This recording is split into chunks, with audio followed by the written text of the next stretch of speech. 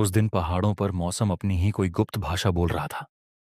आसमान पर बादल इतने नीचे झुक आए थे कि लगता था हाथ बढ़ाकर उन्हें छुआ जा सकता है। पूरी घाटी धूसर चादर में लिपटी थी। हवा में गीली मिट्टी और काई की मिलीजुली गंध तैर रही थी। पहाड़ी ढलानों से टकराकर आती ठंडी हवा कानों के पास से गुजरती तो किसी अनदेखे आदमी की धीमी सीटी जैसी आवाज पैदा होती। मैं अली इमरान जीप की पिछली सीट पर बैठा खिड़की से बाहर देख रहा था। पहाड़ धुंध में कभी दिखाई देते, कभी गायब हो जाते। मेरे भीतर भी कुछ ऐसा ही चल रहा था। विचार आते, आपस में उलझते और फिर किसी अंधेरी सुरंग में खो जाते। लोग मुझे पहली नजर में देखकर अक्सर गलत अनुमान लगा लेते हैं। उन्हें लगता है कि मैं हर समय हंसी मजाक करने वाला, बेफिक्र और थोड़ा लापरवाह आदमी हूं। सच कहूं तो मुझे यह गलतफहमी बुरी नहीं लगती। दुनिया जब किसी को हल्का समझती है तब वह अपनी असली चाल छिपाने में सबसे अधिक सफल होता है। मेरी मुस्कान मेरे चेहरे पर रहती है, लेकिन मेरी आंखें कभी मुस्कुराती नहीं। वे हर चीज को परखती हैं। किसी आदमी की आवाज में छिपी घबराहट, हाथों की बेचैनी, झूठ बोलते समय पलक झपकने की रफ्तार, इन छोटी बातों से ही बड़े राज खुलते हैं। उसी शाम कराची से मेरे लिए एक गुप्त संदेश आया था। संदेश छोटा था, लेकिन उसके शब्दों में छिपी गंभीरता साफ महसूस हो रही थी। गुप्त विभाग के निदेशक ने लिखा था कि मुझे बिना देर किए उनके सामने उपस्थित होना है।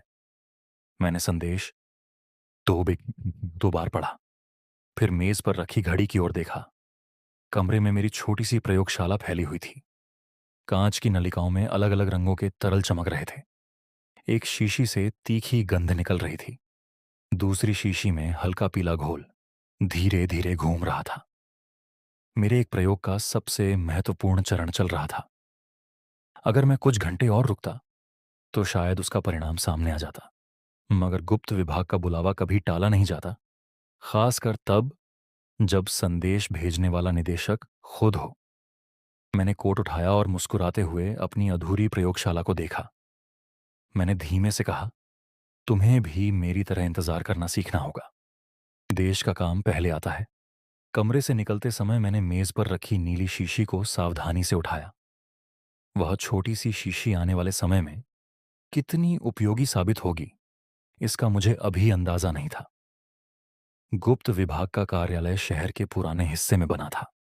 बाहर से वह एक साधारण सरकारी इमारत जैसा दिखाई देता था, मगर उसके भीतर जाने वाले हर व्यक्ति की जांच होती थी।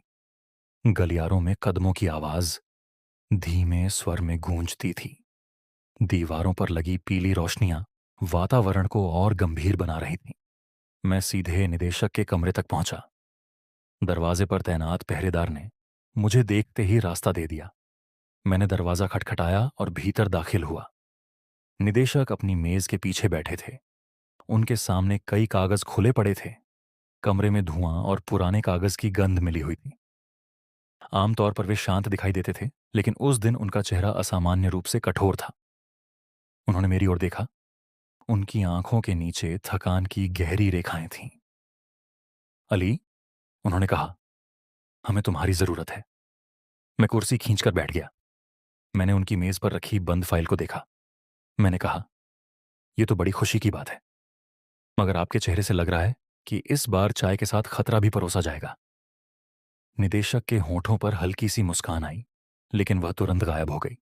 उन्होंने फाइल मेरी ओर बढ़ाई और बोले, मजाक बाद में करना, इस बार मामला बहुत गंभीर है। मैंने फाइल खोली। पहले पन्ने पर पहाड़ी इलाके का नक्शा था। कई लाल निशान बने हुए थे। कुछ जगहों पर संकरे रास्ते, गहरी खाइयां और पुराने पहाड़ी दर्रे चिन्हित थे। निदेशक ने कहा, हमारे सूत्रों ने खबर दी है कि हथियारबंद बागियों का एक दल पहाड़ों के बीच छिपा हुआ है। उनका शिविर इस इलाके में है। उनके पास बड़ी मात्रा में हथियार जमा है। मैंने नक्शे पर उंगली फिराई। मैंने पूछा, उनका उद्देश्य क्या है? निदेशक कुछ पल चुप रहे। फिर उन्होंने धीमे स्वर में कहा, नीचे बसे शहर पर हमला। अगर वे अपनी योजना में सफल हुए तो केवल एक गांव या एक शहर नहीं, पूरा इलाका प्रभावित होगा। कमरे में कुछ देर तक केवल दीवार की घड़ी की टिक टिक सुनाई देती रही। मैंने फाइल के अगले पन्ने पर नजर डाली। वहां बागियों के सरगना का चित्र था। लंबा चेहरा, चौड़े कंधे और आंखों में ऐसी कठोरता जैसे उनमें दया के लिए कोई जगह बची ही ना हो। निदेशक ने कहा, उसका नाम कर्नल हुसैन है। वह बेहद चालाक है, कई बार हमारे लोगों को भ्रमित कर चुका है। उसके पास हथियार हैं, प्रशिक्षित आदमी है, और सबसे खतरनाक बात, उसे अपने इलाके की पूरी जानकारी है। मैंने तस्वीर को ध्यान से देखा। मैंने कहा, आदमी देखने में तो ऐसा लग रहा है जैसे मुस्कुराने पर भी किसी को सजा सुना देगा। निदेशक ने मेरी ओर गंभीर नजरों से देखा। उन्होंने कहा, अली, इसे हल्के में मत लेना। यह आदमी निर्दयी है। वह अपने लोगों में डर पैदा करके उन्हें अपने साथ रखता है। मैंने तस्वीर बंद की और नक्शा अपनी ओर खींच लिया। मैंने कहा, आप परेशान मत होइए। पहाड़ों से मेरा पुराना परिचय है। वे हर बार मुझे गिराने की कोशिश करते हैं और मैं हर बार उन्हें निराश कर देता हूं। निदेशक ने लंबी सांस ली। वह जानते थे कि मेरी हंसी केवल बातचीत का तरीका नहीं थी। जब मैं खतरे के सामने मजाक करता था, तब असल में मेरा दिमाग सबसे तेज काम कर रहा होता था। उन्होंने कहा, तुम अकेले जाओगे। बड़ी टोली भेजी गई तो बागियों को खबर मिल जाएगी। तुम्हें पहले शिविर का पता लगाना है, उनकी योजना समझनी है और जरूरत पड़ने पर हमला रोकना है। मैंने सिर हिलाया। निदेशक ने आगे कहा, वहां के गांव वाले डरे हुए हैं। बहुत से नौजवानों को जबरन बागियों में शामिल किया गया है।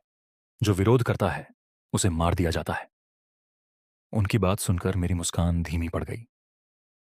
मैं अपराधियों से लड़ने का आदी था, लेकिन जब निर्दोष लोगों को ढाल बनाया जाता था, तब मामला केवल एक अभियान नहीं रहता था, वह व्यक्तिगत जिम्मेदारी बन जाता था। मैंने फाइल बंद की और पूछा, संपर्क का कोई साधन? निदेशक ने कहा, नहीं, तुम्हें अपने विवेक पर निर्भर रहना होगा। अगर पकड़े गए तो विभाग तुम्हें पहचानने से भी इनकार कर देगा। मैंने उठते हुए कहा, तो फिर मुझे अपना परिचय खुद ही गढ़ना होगा। निदेशक ने मेरी ओर देखा। उन्होंने कहा, अली, सावधान रहना। मैंने दरवाजे की ओर बढ़ते हुए उत्तर दिया, सावधानी मेरी आदत है, मुसीबत में हंसना मेरी दूसरी आदत है। दोनों में से कौन सी पहले काम आएगी, यह पहाड़ तय करेंगे। मैंने एक छोटा संदूक उठाया। उसमें कुछ साधारण प्रयोगशाला की वस्तुएं थीं, कुछ शीशियां, कुछ छोटे उपकरण और धातु का एक छोटा डिब्बा। बाहर से वह सामान किसी रसायनज्ञ का लगता था, मगर हर वस्तु का अपना उद्देश्य था। संदूक के नीचे मेरी नीली धुंध वाली शीशी रखी थी। उस तरल से उठने वाला धुआं कुछ समय के लिए सामने वाले की आंखों को धुंधला कर देता था। धुआं जहरीला नहीं था, लेकिन अचानक फैले तो अच्छे से अच्छे पहरेदार को भी घबराहट में डाल सकता था। कार्यालय से निकलकर मैंने यात्रा शुरू की। पहले शहर की भीड़ पीछे छूटी, फिर पक्की सड़क खत्म हुई और जीप कच्चे रास्ते पर उछलने लगी। पहियों के नीचे छोटे पत्थर टूटते तो उनकी आवाज भीतर तक सुनाई देती। सूरज बादलों के पीछे छिप चुका था। कभी कभी हल्की बारिश शीशे पर पड़ती, वाइपर पानी हटाते, लेकिन कुछ ही पल बाद कांच फिर धुंधला हो जाता। शहर से दूर जाते ही रास्ते सुनसान होने लगे। दोनों ओर पहाड़ ऊंची दीवारों की तरह खड़े थे। कहीं सूखे पेड़ हवा में झूल रहे थे, कहीं चट्टानों की दरारों से झाड़ियां बाहर निकली थीं। हवा में एक अजीब कड़वाहट थी। उसमें गीली मिट्टी की गंध के साथ बारूद जैसी तीखी महक भी मिली थी। वह संकेत छोटा था, लेकिन मेरे लिए काफी था। इस इलाके में केवल डर नहीं था, यहां हथियार भी मौजूद थे। रास्ते में मुझे कई गांव दिखाई दिए। मिट्टी की दीवारों वाले छोटे घर, बंद दरवाजे और बुझी हुई आग के चूल्हे। कुछ लोग दूर से जीप को देखते और तुरंत घरों के भीतर चले जाते। एक बूढ़ा आदमी कुएं के पास खड़ा था। उसके हाथ में रस्सी थी, मगर उसकी नजर पानी पर नहीं, पहाड़ी रास्ते पर थी। उसकी आंखों के नीचे काले घेरे थे। उसके चेहरे पर वह थकान थी जो कई रातों तक डर में जीने से आती है। मैंने जीप धीमी की। बूढ़े ने मेरी ओर देखा। उसके होंठ हिले जैसे वह कुछ कहना चाहता हो, मगर पीछे पहाड़ी की ओर नजर पड़ते ही उसने सिर झुका लिया। मैं समझ गया कि यहां खामोशी भी गवाही दे रही है। रात तेजी से उतर रही थी। कुछ दूर आगे मुझे लकड़ी और टीन से बना एक छोटा ढाबा दिखाई दिया। छत से पीली रोशनी बाहर फैल रही थी। मैंने जीप रोकी और भीतर चला गया। ढाबे में केवल दो लकड़ी की बेंच थीं। एक कोने में मिट्टी का चूल्हा जल रहा था। चाय की भाप में अदरक और धुएं की गंध घुली हुई थी। ढाबे का मालिक करीब 70 साल का आदमी था। सफेद दाढ़ी, झुकी हुई पीठ और चौकन्नी आंखें। उसने मुझे ऊपर से नीचे तक देखा, फिर बिना कुछ पूछे चाय चढ़ा दी। मैं बेंच पर बैठ गया। बाहर हवा टीन की छत से टकरा रही थी। बूढ़ा चाय का गिलास रखते हुए बोला, अगर आप पहाड़ी रास्ते की ओर जाने वाले हैं तो अभी लौट जाइए। मैंने गिलास उठाया और पूछा, क्यों चाचा, आगे रास्ता बंद है? बूढ़े ने मेरी आंखों में देखा। उसने कहा, रास्ता बंद नहीं है, रास्ता खुला है, इसी वजह से खतरा और बढ़ा है। मैंने चाय की चुस्की ली। मैंने मुस्कुराकर कहा, आप तो ऐसे बोल रहे हैं जैसे आगे चट्टानों के बीच भूतों की पूरी बस्ती रहती हो। बूढ़े ने सिर हिलाया। उसने धीमे स्वर में कहा, भूतों से डरने की जरूरत नहीं होती साहब। भूत तो दिखाई भी नहीं देते। असली डर उन लोगों से है जो जिंदा हैं और इंसान कहलाते हैं। उसकी आवाज में कोई बढ़ा चढ़ाकर कही गई बात नहीं थी। वह आदमी सचमुच डरा हुआ था। उसने आगे कहा, पहाड़ों में कुछ लोग जमा हैं। रात को आग जलती है, बंदूकें चमकती हैं, कभी नारे सुनाई देते हैं, कभी किसी के रोने की आवाज। मैंने गिलास मेज पर रख दिया। मैंने पूछा, पुलिस को खबर क्यों नहीं करते? बूढ़े की उंगलियां कांप उठीं। उसने कहा, खबर देने वाला जिंदा नहीं बचता। यहां लोग अपने घरों में नहीं, अपनी चुप्पी में छिपकर जी रहे हैं। उसकी बात मेरे भीतर उतर गई। मैंने पैसे रखे और बाहर निकल आया। जीप आगे बढ़ी। कुछ दूर जाने के बाद रास्ता इतना संकरा हो गया कि दोनों ओर की चट्टानें शीशे से छूने लगीं। इंजन की आवाज पहाड़ों से टकराकर लौटती थी। तभी दूर कहीं गोली चली। एक तेज धमाका हुआ। फिर वही आवाज कई बार गूंजती हुई घाटी में फैल गई। ऐसा लगा जैसे पहाड़ों ने खुद बंदूकें उठा ली हों। मैंने जीप रोक दी। अंधेरे में दूर एक और चमक दिखाई दी, फिर दूसरी। गोलियों की आवाज हवा को चीरती हुई मेरे पास तक आ रही थी। अब मुझे यकीन हो गया था कि मैं सही जगह पहुंच चुका हूं। मैंने जीप को एक सुनसान मोड़ के पीछे छिपाया, संदूक कंधे पर लटकाया और पैदल आगे बढ़ गया। जमीन पर गीली मिट्टी थी। जूतों के नीचे पत्तियां दबतीं तो हल्की चरमराहट होती। मैं हर कदम सोचकर रख रहा था। दिल की धड़कन तेज थी, मगर दिमाग शांत था। डर मेरे भीतर था, लेकिन डर को दिशा देना भी मैं जानता था। कुछ दूर जाने पर झाड़ियों के बीच से हल्की लाल चमक दिखाई दी। वह आग थी। आग के आसपास कई परछाइयां हिल रही थीं। मैं जमीन से चिपक कर आगे बढ़ा। एक चट्टान के पीछे छिपकर मैंने दूरबीन निकाली। शिविर खुली ढलान पर बना था। बीच में अलाव जल रहा था। उसके चारों ओर हथियारबंद लोग बैठे थे। कुछ लोग बंदूकें साफ कर रहे थे, कुछ पहरे पर खड़े थे। उनके कपड़े धूल और धुएं से भरे थे। उनके चेहरों पर थकान नहीं, हिंसक उत्साह था। वे धीमी आवाज में बातें कर रहे थे और बीच बीच में हंसते थे। उस हंसी में खुशी नहीं थी, उसमें आने वाली तबाही का भरोसा था। अलाव से थोड़ा दूर एक आदमी खड़ा था। वह बाकी लोगों से अलग दिखाई दे रहा था। उसका शरीर लंबा और मजबूत था। चेहरे पर पुराने घावों के निशान थे। उसकी दाढ़ी करीने से नहीं, बल्कि उपेक्षा से बढ़ी हुई थी। वह आदमी जब किसी को देखता तो सामने वाला तुरंत अपनी मुद्रा बदल लेता। कोई सीधे खड़ा हो जाता, कोई सिर झुका लेता। मुझे समझने में देर नहीं लगी। यही कर्नल हुसैन था। मैंने उसे कुछ देर तक देखा। उसकी चाल में जल्दबाजी नहीं थी। वह जानता था कि लोग उससे डरते हैं। ऐसे आदमी को बंदूक से ज्यादा अपने प्रभाव पर भरोसा होता है। मैंने जेब से नीली शीशी निकाली। कांच पर आग की रोशनी चमकी। भीतर बंद तरल धीरे धीरे हिल रहा था। मैं इसे अभी इस्तेमाल कर सकता था। धुंध फैलती, पहरेदार घबरा जाते और मैं शिविर में घुस जाता। मगर जल्दबाजी से मेरी पहचान खुल सकती थी। मैंने शीशी वापस रख दी। मैंने मन ही मन कहा, अली, पहले खेल को समझो। चाल चलने की जल्दी केवल नए खिलाड़ी करते हैं। रात गहराती गई। बादल इतने नीचे आ गए कि पहाड़ी चोटियां दिखाई देना बंद हो गईं। हवा और ठंडी हो गई। दूर कहीं कोई पहरेदार खांसता। फिर शिविर में धीमी आवाज में नारे उठते। मैं चट्टान के पीछे सिकुड़कर बैठा रहा। पत्थर की ठंड मेरी पीठ में उतर रही थी। आंखों में नींद जलन पैदा कर रही थी, मगर मैं पलकें बंद नहीं कर सकता था। कभी मैं पेड़ की जड़ के पीछे छिपता, कभी किसी बड़ी चट्टान की ओट लेता। रात मेरे लिए आराम का समय नहीं थी, वह निरीक्षण का समय थी। सुबह की पहली रोशनी जब पहाड़ियों की चोटियों पर पहुंची, तब आसमान का रंग काले से नीला और फिर सुनहरा होने लगा। धुंध धीरे धीरे नीचे उतर रही थी, घास पर पानी की बूंदें चमक रही थीं। मैंने पूरी रात जागकर बिताई थी।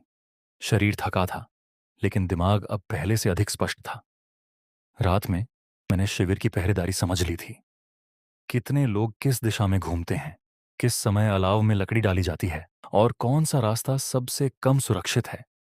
सूरज ऊपर आया तो शिविर का पूरा ढांचा दिखाई देने लगा।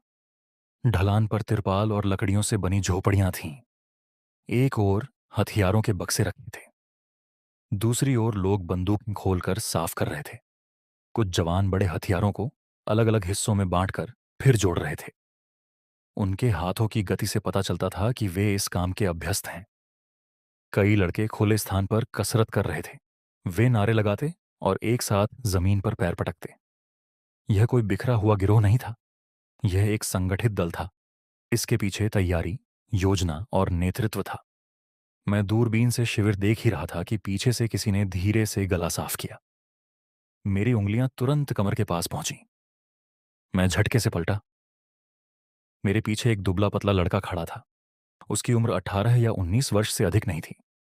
कपड़े पुराने और फटे हुए थे, पैरों में घिसी चप्पलें थीं, चेहरे पर धूल जमी थी, मगर उसकी आंखों में अभी भी मासूमियत बची हुई थी।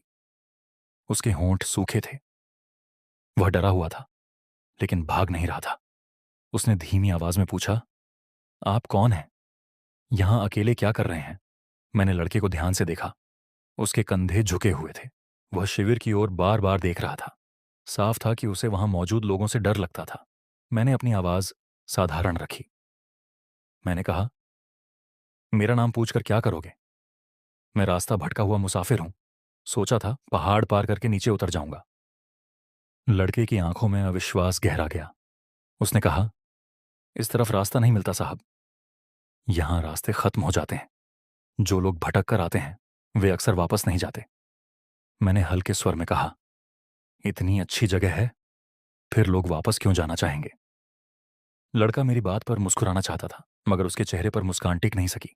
उसने कहा, आप मजाक कर रहे हैं, मगर यहां मजाक करने वालों को भी गोली मार दी जाती है। मैंने उसका नाम पूछा। वह कुछ पल चुप रहा, फिर बोला, शफीक। शफीक ने नाम बताते समय नजरें झुका लीं।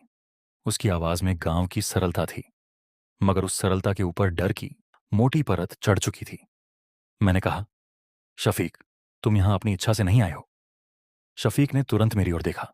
उसकी आंखों में एक पल के लिए उम्मीद चमकी, फिर डर ने उसे ढक लिया।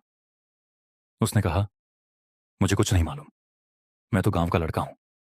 आप मुझे छोड़ दीजिए। मैंने शांत स्वर में कहा, अगर तुम केवल गांव के लड़के हो तो तुम्हारी आंखों में यह डर क्यों है? शफीक का गला सूख गया। उसने आसपास देखा। शिविर की ओर से किसी के बोलने की आवाज आई तो वह एकदम चुप हो गया। मैंने धीरे से कहा, मेरे साथ सच बोलने से तुम्हें नुकसान नहीं होगा। झूठ बोलकर तुम उन्हीं लोगों की मदद करोगे जिनसे डरते हो।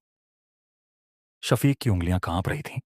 उसने कहा, मैं उनकी मदद नहीं करना चाहता, मगर मैं क्या करूं? उन्होंने मुझे गांव से उठाया था। मेरे बड़े भाई ने उनके साथ जाने से मना किया था। अगले दिन वह वापस नहीं आया। उसकी आवाज टूट गई। उसने सिर घुमा लिया, जैसे अपने आंसू मुझसे छिपाना चाहता हो। मैंने जेब से नीली शीशी निकाली। सूरज की किरण शीशी से टकराकर उसके चेहरे पर नीली चमक डाल रही थी। मैंने कहा, यह कोई जादू नहीं है, मगर जरूरत पड़ी तो कुछ देर के लिए हमारी आंखों के सामने धुंध जरूर खड़ी कर सकती है। शफीक ने शीशी को घबराकर देखा। मैंने आगे कहा, मैं यहां किसी गांव वाले को नुकसान पहुंचाने नहीं आया। मेरा मकसद यह पता लगाना है कि कर्नल हुसैन क्या करने वाला है। अगर तुम मेरी मदद करोगे तो शायद तुम्हारे गांव को इन लोगों से बचाया जा सके।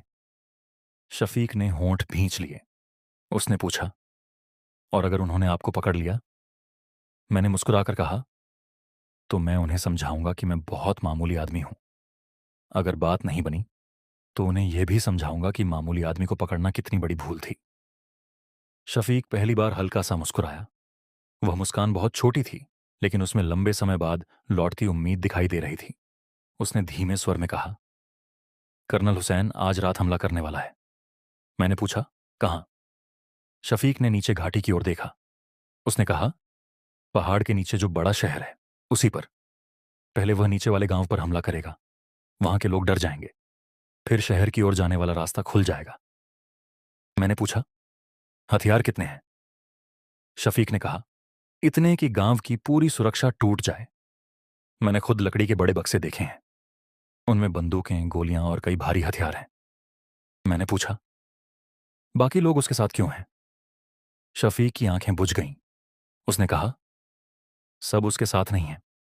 बहुतों को मजबूर किया गया है। गांव के नौजवानों को पकड़कर लाया जाता है। जो विरोध करे उसे सबके सामने मार दिया जाता है। बाकी लोग डरकर चुप हो जाते हैं। मेरे भीतर गुस्सा उठ रहा था, मगर मैंने उसे चेहरे पर आने नहीं दिया। गुस्सा अगर समय से पहले दिखाई दे जाए तो दुश्मन को आपकी कमजोरी पता चल जाती है। मैंने शफीक से कहा, क्या तुम मुझे उनके हथियारों वाले स्थान तक ले जा सकते हो? शफीक पीछे हट गया। उसने कहा, नहीं साहब, वहां पहरा रहता है। अगर किसी ने मुझे आपके साथ देख लिया तो मैं जिंदा नहीं बचूंगा। मैंने कहा, तुम्हारा नाम कहीं नहीं आएगा। तुम केवल रास्ता दिखाओगे, बाकी जिम्मेदारी मेरी होगी। शफीक मेरी आंखों में देखता रहा। उसके भीतर डर और विश्वास के बीच संघर्ष चल रहा था। अंत में उसने बहुत धीरे से सिर हिलाया। हम दोनों झाड़ियों के बीच झुककर आगे बढ़े। शफीक को हर पत्थर और हर मोड़ की जानकारी थी। वह कई बार हाथ उठाकर मुझे रोकता, कभी दूर पहरेदार के गुजरने का इंतजार करता, कभी नीचे झुककर सूखी टहनी हटाता। उसके हाथ कांप रहे थे, मगर वह रास्ता सही दिखा रहा था। कुछ देर बाद हम शिविर के सामने वाली ढलान तक पहुंच गए। वहां से पूरा कैंप साफ दिखाई दे रहा था। शफीक ने एक बड़े पत्थर की ओर इशारा किया। उसने फुसफुसाकर कहा, उसके पीछे जो लकड़ी का बक्सा है, वही सबसे बड़ा भंडार है। कर्नल हुसैन खुद उसकी चाबी रखता है। मैंने दूरबीन उठाई। बक्से के आसपास 4 पहरेदार खड़े थे। उनके हाथ बंदूकों पर थे। बक्से पर मोटी लोहे की पट्टियां लगी थीं। मैं अभी उस जगह को ध्यान से देख ही रहा था कि शिविर के भीतर अचानक हलचल मच गई। लोग अपनी जगहों से उठने लगे। कुछ आदमी हथियार लेकर बीच में जमा हो गए। फिर कर्नल हुसैन एक झोपड़ी से बाहर निकला। उसकी चाल धीमी थी, मगर हर कदम के साथ शिविर शांत होता गया। उसने चारों ओर देखा। किसी ने सिर उठाकर उसकी आंखों में देखने की हिम्मत नहीं की। कर्नल हुसैन ने ऊंची आवाज में कहा, आज रात इंतजार खत्म होगा। पहला वार नीचे वाले गांव पर किया जाएगा। वहां कोई बचना नहीं चाहिए। कुछ लोगों ने हथियार हवा में उठाए। कर्नल हुसैन ने आगे कहा, जो रास्ते में आए उसे दुश्मन समझो।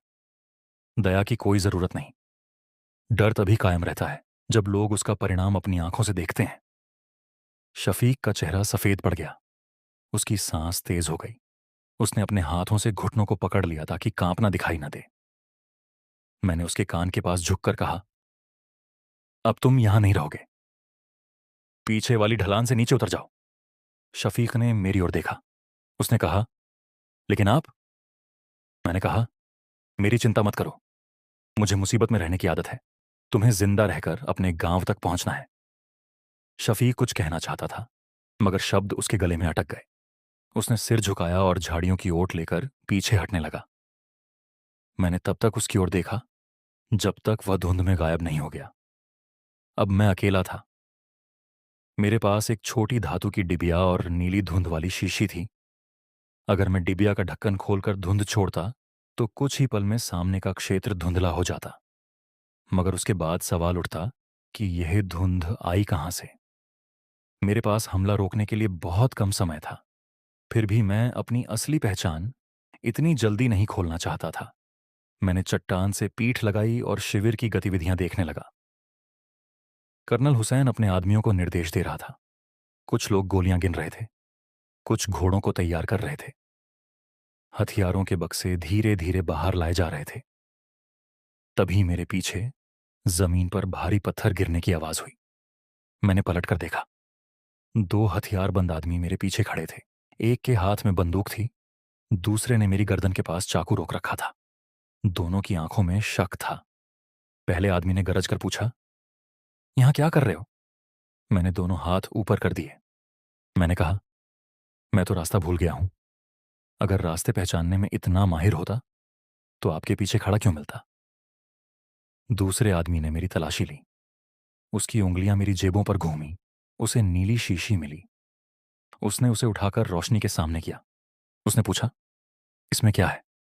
मैंने कहा, पहाड़ी इलाकों में लोग पानी रखते हैं। मैं थोड़ा अलग आदमी हूं, रंगीन पानी रखता हूं। पहले आदमी ने मेरे पेट में बंदूक की नली से धक्का दिया। उसने कहा, ज्यादा चालाकी मत कर। मैंने दर्द छिपाते हुए मुस्कुराकर कहा, चालाकी तो मेरी मजबूरी है। सीधा आदमी होता तो इतनी दूर पहाड़ों में चाय पीने नहीं आता। उन्होंने मेरे हाथ पीछे बांधे और मुझे शिविर की ओर घसीटने लगे। रास्ते में पत्थर मेरे घुटनों से टकराते, मगर मैंने कदमों की दिशा और पहरेदारों की संख्या याद रखी। कैंप के बीच पहुंचते ही कई लोग मेरे आसपास जमा हो गए। कुछ हंस रहे थे, कुछ मुझे ऐसे देख रहे थे जैसे किसी अजीब जानवर को पहली बार देखा हो। कर्नल हुसैन धीरे धीरे मेरी ओर बढ़ा। उसके चेहरे पर कोई भाव नहीं था। वह मेरे सामने आकर रुक गया। उसने मेरी आंखों में देखते हुए पूछा, तुम कौन हो? मैंने कंधे उचकाए। मैंने कहा, यह सवाल तो मैं भी खुद से कई बार पूछ चुका हूं, मगर आज तक कोई संतोषजनक उत्तर नहीं मिला। कर्नल हुसैन की आंखें सिकुड़ गईं। उसने कहा, मजाक बंद करो। तुम हमारे शिविर के पास क्यों घूम रहे थे? मैंने भोलेपन से कहा, घूम नहीं रहा था, पहाड़ों में रास्ता ढूंढ रहा था। रास्ता नहीं मिला तो आपका शिविर मिल गया। मानना पड़ेगा, आपकी मेहमान नवाजी ने मुझे रोक लिया। कर्नल हुसैन ने मेरे चेहरे को गौर से देखा। उसकी नजर मेरी आंखों, जूतों और कपड़ों पर घूमी। वह मेरे जवाब से अधिक मेरी देहभाषा पढ़ने की कोशिश कर रहा था। उसने धीमे स्वर में पूछा, तुम जासूस हो? मैंने हैरानी से आंखें फैलाकर कहा, जासूस? अगर मैं जासूस होता तो इतनी आसानी से पकड़ में आता। मैं तो साधारण मुसाफिर हूं। बस मेरी किस्मत थोड़ी खराब है और मेरी हंसी थोड़ी ज्यादा है। आसपास खड़े कुछ लोग हंस पड़े, मगर कर्नल हुसैन नहीं हंसा। उसने एक कदम आगे बढ़कर कहा, साधारण मुसाफिर पहाड़ों में दूरबीन लेकर नहीं घूमते। मेरी मुस्कान एक पल को ठहरी। फिर मैंने कहा, आपकी नजर बहुत तेज है। अब मुझे समझ आया कि आपके आदमी इतने डरकर क्यों चलते हैं। कर्नल हुसैन ने हाथ उठाया। शिविर में तुरंत सन्नाटा छा गया। उसने कहा, इसे अलग ले जाओ। पूछताछ के बाद पता चल जाएगा कि यह मुसाफिर है या किसी का भेजा हुआ आदमी। दो पहरेदार मुझे पकड़ने के लिए आगे बढ़े। मैंने अपनी जेब में छिपी धातु की डिबिया को महसूस किया। नीली शीशी अब भी दूसरे पहरेदार के हाथ में थी। कर्नल हुसैन का ध्यान मेरे चेहरे पर था। शिविर के लोग निश्चिंत होने लगे थे, मगर मेरे मन में एक बात साफ थी, असली खेल अब शुरू हुआ था। वह बोला, मैं रास्ता भटक कर यहां पहुंच गया हूं। आपकी मेहमान नवाजी देखकर लगा शायद किस्मत ने मुझे सही जगह पहुंचा दिया। मेरी बात सुनते ही चारों ओर खड़े बाकी जोर जोर से हंसने लगे। किसी ने घुटने पर हाथ मारा, किसी ने मेरी ओर देखकर सीटी बजाई, मगर कर्नल हुसैन के चेहरे पर कोई मुस्कान नहीं आई। कर्नल हुसैन धीरे धीरे मेरी ओर झुका। अलाव की लपटें उसके चेहरे पर कांपती परछाइयां बना रही थीं। उसकी आंखें ठंडी थीं, मगर उनमें छिपी धमकी साफ दिखाई दे रही थी। कर्नल हुसैन ने कहा, अगर तुम सच बोल रहे हो तो शायद तुम्हारी जान बच जाए, लेकिन अगर तुमने झूठ बोलने की कोशिश की तो याद रखना, इन पहाड़ों में चलने वाली गोलियों से कोई बचकर नहीं निकलता। मैंने गर्दन थोड़ी टेढ़ी की और हल्की मुस्कान के साथ कहा, मौत से कौन बचा है जनाब? मगर सच कहूं तो इस समय मौत से ज्यादा भूख मुझे परेशान कर रही है। अगर कुछ खाने को मिल जाए तो उसके बाद आप गोली भी चला सकते हैं। मेरी बात खत्म होते ही बागियों के बीच फिर हंसी फूट पड़ी, मगर इस बार कर्नल हुसैन की आंखों में एक पल के लिए गुस्से की चमक दिखाई दी। कर्नल हुसैन ने हाथ उठाकर सबको शांत कराया। फिर उसने अपने आदमियों की ओर देखा और आदेश दिया, इसे बांध दो। सुबह तक इसे मेरी नजरों से दूर रखो। दो बागी आगे बढ़े। उन्होंने मेरे हाथ पीछे खींचे और मोटी रस्सी से कसकर बांध दिए। रस्सी इतनी खुरदरी थी कि उसकी रगड़ से त्वचा जलने लगी। फिर उन्होंने मेरे पैरों को भी बांधा और मुझे एक छोटी झोपड़ी के भीतर धकेल दिया। झोपड़ी की छत तिरपाल से बनी थी। दीवारों के बीच लकड़ियां खड़ी थीं और कई जगहों से ठंडी हवा भीतर आ रही थी। फर्श पर सूखी मिट्टी और घास मिली हुई थी। कोने में पुराने बोरे पड़े थे, जिनसे सीलन और पसीने की मिलीजुली गंध उठ रही थी। दरवाजा बंद हुआ तो बाहर से लकड़ी की कुंडी चढ़ा दी गई। उसके बाद दो पहरेदार झोपड़ी के बाहर बैठ गए। मैं कुछ देर तक चुपचाप पड़ा रहा। रस्सियां मेरे हाथों और पैरों में ढस रही थीं। कलाई के पास दर्द बढ़ता जा रहा था, मगर चेहरे पर मेरी वही स्थिर मुस्कान बनी रही। ऐसे समय घबराना अपने हाथों से मौत को बुलाना होता है। डर अगर दिमाग पर कब्जा कर ले तो आदमी अपने आसपास मौजूद मौके भी नहीं देख पाता। मुझे केवल एक बात याद थी, ये लोग मुझे एक असहाय मुसाफिर समझ रहे थे। यही भ्रम मेरी सबसे बड़ी ताकत था। बाहर बैठे दोनों पहरेदार धीमी आवाज में बात कर रहे थे। तिरपाल की पतली दीवार के कारण उनकी बातें साफ सुनाई दे रही थीं। पहले पहरेदार ने कहा, यह आदमी कुछ ज्यादा ही हंसता है। इतना खतरा देखकर भी इसके चेहरे पर डर नहीं आया। दूसरे पहरेदार ने सूखी हंसी हंसकर कहा, हो सकता है डर छिपाने के लिए मजाक कर रहा हो, मगर अगर यह जासूस निकला तो इसकी हंसी ज्यादा देर नहीं टिकेगी। पहले पहरेदार ने पूछा, तुम्हें सच में लगता है कि यह जासूस है? दूसरे ने कहा, पता नहीं, मगर कर्नल हुसैन किसी को बेवजह नहीं पकड़ता। वह खुद पूछताछ करेगा, तब इस आदमी की सारी अकड़ निकल जाएगी। उनकी बातें सुनकर मैं मन ही मन मुस्कुराया। उन्हें लगता था कि पूछताछ केवल सवाल पूछने वाले की परीक्षा होती है। उन्हें क्या पता था कि कभी कभी जवाब देने वाला आदमी सवाल करने वाले से भी ज्यादा तैयार होता है। मेरी कमर के पास कपड़ों की तह में एक पतली इस्पात की पिन छिपी थी। बागियों ने तलाशी लेते समय उसे नहीं देखा था। रस्सी कसने से पहले मैंने वह पिन हथेली में दबा ली थी, फिर हाथों को ऐसे मोड़ा था जैसे वे पूरी तरह बंधे हों। मैंने धीरे धीरे हथेली खोली। पिन उंगलियों के बीच आ गई। उसके छोटे से सिर को रस्सी की गांठ के भीतर पहुंचाना आसान नहीं था। हर हलचल के साथ रस्सी त्वचा में और धंसती। मैंने सांस रोककर गांठ को टटोला। बाहर बैठे पहरेदारों की आवाजें कभी पास आती, कभी दूर चली जाती। जब भी कोई पहरेदार करवट बदलता, मैं बिल्कुल स्थिर हो जाता। समय बहुत धीरे बीत रहा था। मेरी उंगलियों में दर्द होने लगा। कलाई सुन्न पड़ रही थी, फिर भी मैंने प्रयास जारी रखा। करीब आधे घंटे की मेहनत के बाद गांठ थोड़ी ढीली हुई। मैंने फिर पिन घुमाई। रस्सी का दबाव कम हुआ। आखिर एक आखिरी खिंचाव के साथ मेरे हाथ आजाद हो गए। मैंने तुरंत हाथ नीचे कर लिए और कुछ पल आंखें बंद करके बैठा रहा। रक्त का प्रवाह लौटने लगा तो कलाई में तेज झंझनाहट हुई। अब पैरों की बारी थी। पैरों की रस्सियां हाथों की तुलना में कम कसी थीं। कुछ ही देर में वे भी खुल गईं। मैंने राहत की सांस ली, मगर उसी समय बाहर किसी के जूते मिट्टी पर घिसटने की आवाज आई। मैंने तुरंत रस्सियां फिर से अपने शरीर पर ढीली डाल लीं। हाथों को पीछे ले जाकर ऐसा रखा जैसे वे अब भी बंधे हों। पैरों पर भी रस्सी वैसे ही छोड़ दी। दरवाजे के बाहर पहरेदार रुका। उसने तिरपाल के पास आकर भीतर झांका। मैं सिर झुकाकर स्थिर पड़ा रहा। कुछ पल बाद वह वापस जाकर बैठ गया। मैंने आंखें खोली। अब मुझे सही समय का इंतजार करना था। रात और गहरी हो रही थी। शिविर के बीच जलता अलाव अब भी चमक रहा था। बागियों की आवाजें हवा में तैर रही थीं। कुछ लोग शराब पी रहे थे, कुछ ऊंची आवाज में हंस रहे थे। किसी ने गीत शुरू किया, मगर कुछ ही पलों बाद वह शोर और गाली गलौज में बदल गया। तभी शिविर के बीच से कर्नल हुसैन की भारी आवाज उठी। कर्नल हुसैन ने कहा, सुबह सूरज निकलने से पहले सब हथियार तैयार होने चाहिए। गांव पर धावा बोलना है, कोई आदमी पीछे नहीं रहेगा। एक बागी ने पूछा, कर्नल साहब, कैदी का क्या करना है? कर्नल हुसैन ने कठोर स्वर में कहा, उसे जिंदा रहने दो। सुबह तक उसे कुछ मत करना। उसके बाद मैं खुद देखूंगा कि यह कौन है और किसके लिए काम करता है। मेरे होठों पर धीमी मुस्कान आ गई। इसका अर्थ था कि मेरे पास पूरी एक रात थी। एक रात जिसमें मुझे कैदी से शिकारी बनना था। मैंने धीरे से अपना संदूक खोला। झोपड़ी के भीतर इतना अंधेरा था कि बाहर की आग की रोशनी ही मेरा सहारा थी। संदूक में रखी दो छोटी शीशियां मैंने बाहर निकाली। पहली शीशी में ऐसा तरल था जो आग के संपर्क में आते ही घना धुआं छोड़ता था। दूसरी शीशी में महीन चूर्ण था। वह चूर्ण हवा में फैलकर कुछ देर के लिए आंखों में तेज जलन पैदा कर देता था। मैंने दोनों शीशियों को हथेली में तौला। मुझे पता था कि गलत समय पर इनका इस्तेमाल किया तो फायदा होने के बजाय खतरा बढ़ सकता था। मैंने झोपड़ी के बाहर बैठे पहरेदारों की आवाज सुनी। उनकी बातचीत अब धीमी हो गई थी।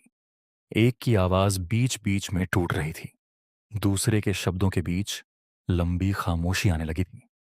पहरेदारों की आंखों पर नींद उतर रही थी। मैंने इंतजार किया। आधी रात बीत चुकी थी। अलाव की लकड़ियां टूटकर राख में बदल रही थीं। हवा में धुएं की गंध और ठंड दोनों बढ़ गए थे। एक पहरेदार ने जम्हाई ली, दूसरे ने बंदूक को घुटनों के पास रख दिया। मैंने रस्सियां शरीर से नीचे गिरा दी। फिर धीरे से दरवाजे की कुंडी उठाई। लकड़ी की कुंडी हल्की सी चरमराई। दोनों पहरेदार चौंक कर खड़े हो गए। पहले पहरेदार ने बंदूक उठाने के लिए हाथ बढ़ाया, मगर उससे पहले मैंने धुएं वाली शीशी उसके पैरों के पास फेंक दी। शीशी पत्थर से टकराकर टूट गई। अगले ही पल जमीन से नीला धुआं उठने लगा। धुआं कुछ ही सांसों में दोनों पहरेदारों के चेहरे तक पहुंच गया। दोनों बुरी तरह खांसने लगे। उनकी आंखें जलने लगीं। एक पहरेदार ने घबराकर बंदूक चला दी। गोली तिरपाल को चीरती हुई ऊपर निकल गई। दूसरे ने भी अंधेरे में गोली चलाई। गोलियां हवा को चीरती हुई झोपड़ी की दीवारों से टकराईं, मगर धुएं में उन्हें कुछ दिखाई नहीं दे रहा था। मैं दोनों के बीच से झुककर निकल गया। अगले ही पल झाड़ियों की ओट में जा घुसा। शिविर में अफरा तफरी मच गई। किसी ने चिल्लाकर कहा, कैदी भाग गया। दूसरी ओर से आवाज आई, उसे पकड़ो। वह पहाड़ की तरफ गया है।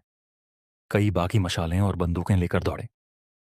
गोलियां लगातार चलने लगीं। पहाड़ों से टकराकर उनकी आवाज कई गुना बढ़ गई। ऐसा लग रहा था जैसे पूरी घाटी चीख रही हो। मैं पेट के बल रेंगता हुआ एक बड़ी चट्टान तक पहुंचा। चट्टान की ठंडी सतह मेरे गाल से लगी।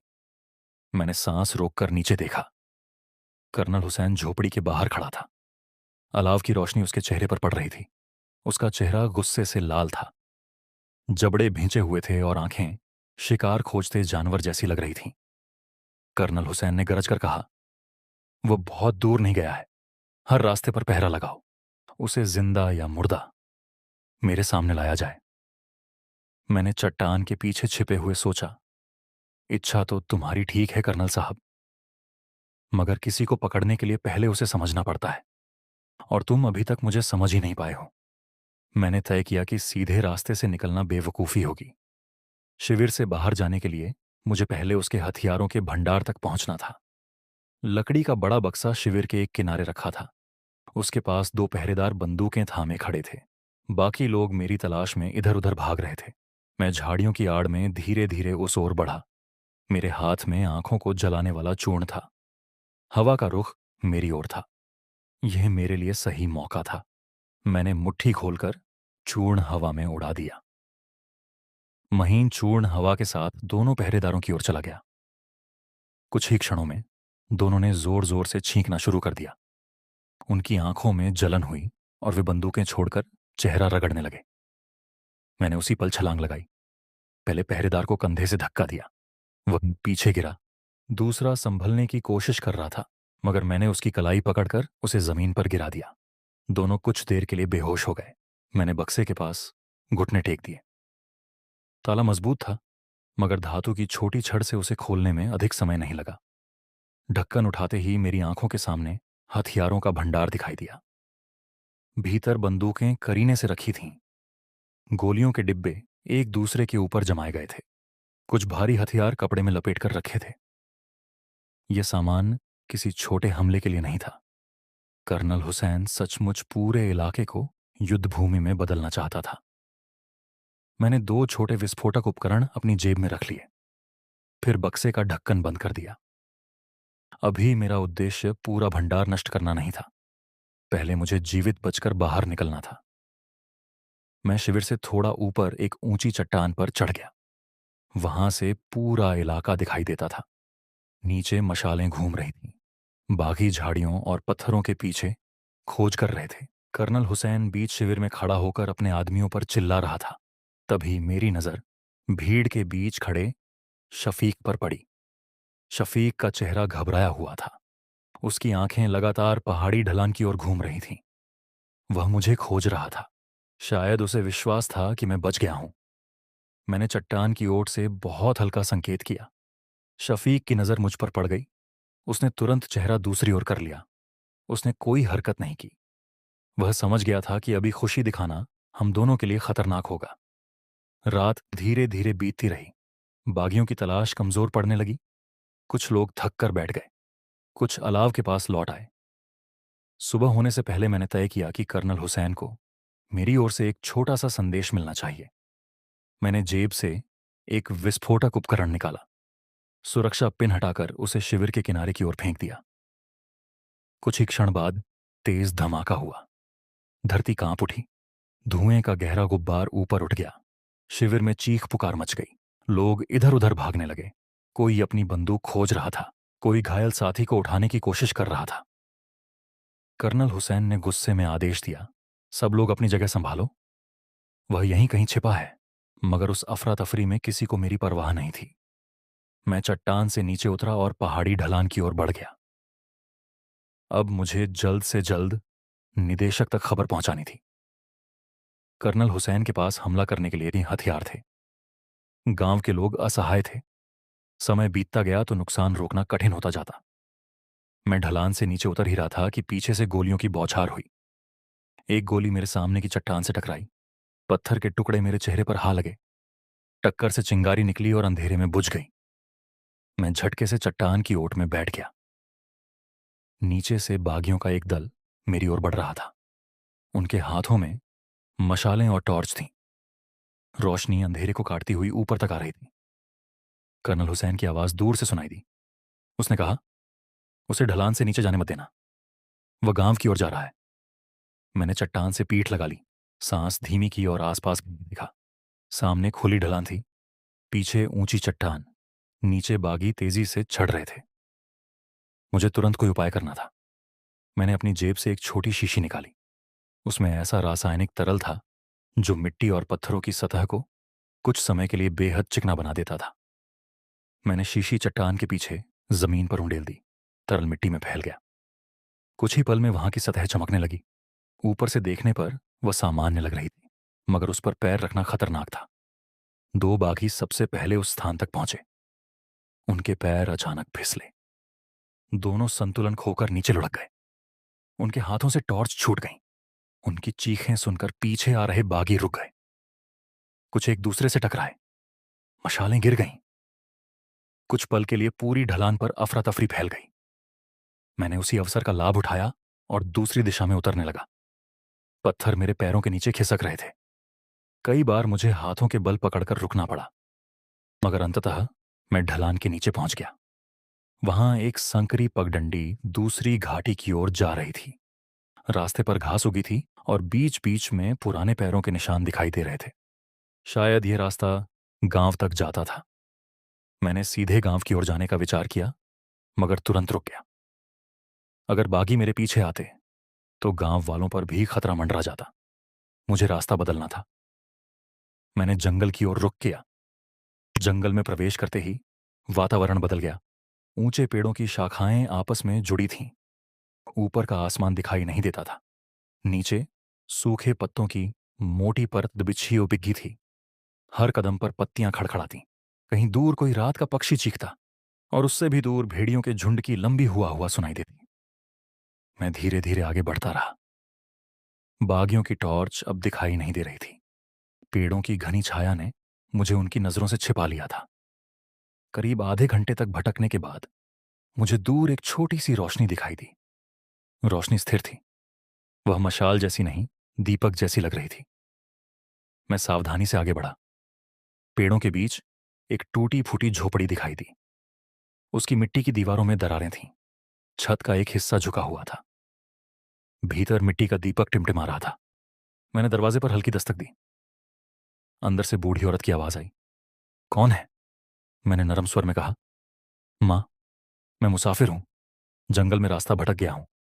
अगर थोड़ा पानी मिल जाए तो बड़ी मेहरबानी होगी। कुछ पल खामोशी रही। फिर लकड़ी का दरवाजा धीरे से खुला। मेरे सामने एक दुबली पतली बूढ़ी औरत खड़ी थी। उसके बाल सफेद थे। चेहरे पर गहरी झुर्रियां थीं, मगर उसकी आंखों में सावधानी अब भी जिंदा थी। उसने मुझे सिर से पांव तक देखा। फिर बिना कुछ पूछे भीतर आने का संकेत किया। झोपड़ी बहुत छोटी थी। एक कोने में मिट्टी का चूल्हा था। दीवार के पास कुछ सूखी लकड़ियां रखी थीं। फर्श पर पुरानी दरी बिछी थी। हवा में धुएं, मिट्टी और बासी रोटी की गंध मिली हुई थी। बूढ़ी औरत ने मिट्टी का कटोरा भरकर मुझे पानी दिया। फिर एक कपड़े में लिपटी सूखी रोटी मेरे सामने रख दी। मैंने पानी पिया। गला जैसे भीतर से जल रहा था। फिर रोटी का छोटा टुकड़ा तोड़ा।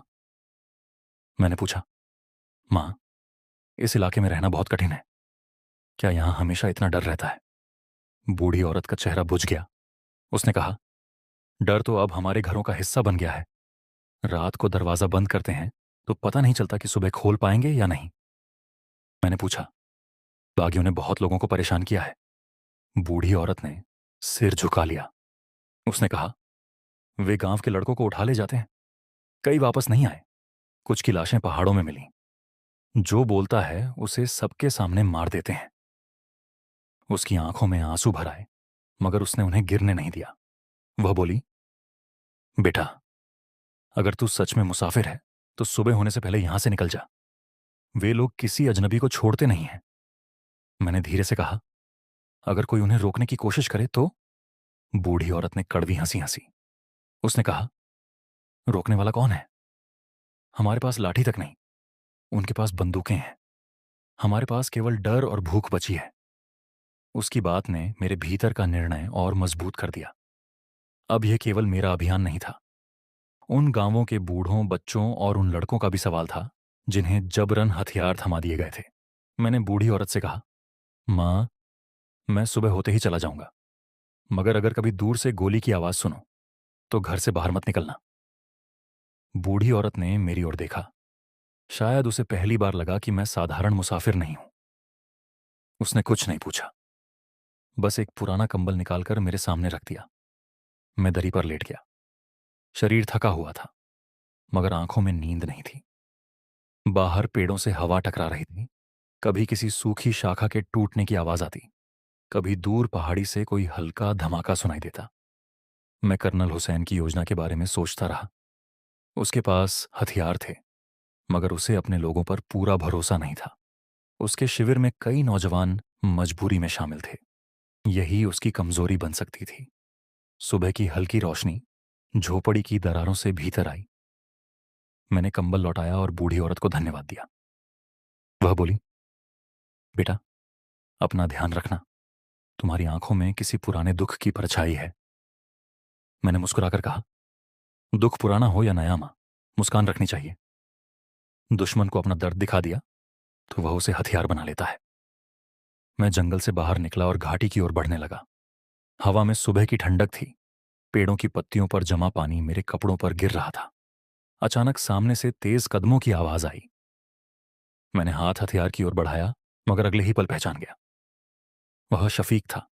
शफीक बुरी तरह हाँफ रहा था। उसके बाल पसीने से माथे पर चिपके थे। कपड़ों पर मिट्टी लगी थी। वह मुझे देखते ही कुछ पल के लिए रुक गया। फिर उसने राहत की सांस ली और कहा, साहब, मैं पूरी रात आपको ढूंढता रहा। मुझे डर था कि उन्होंने आपको पकड़ लिया होगा। मैंने कहा, उन्होंने कोशिश तो की थी, मगर उनकी मेहमान नवाजी मेरे लिए कुछ ज्यादा ही भारी पड़ गई।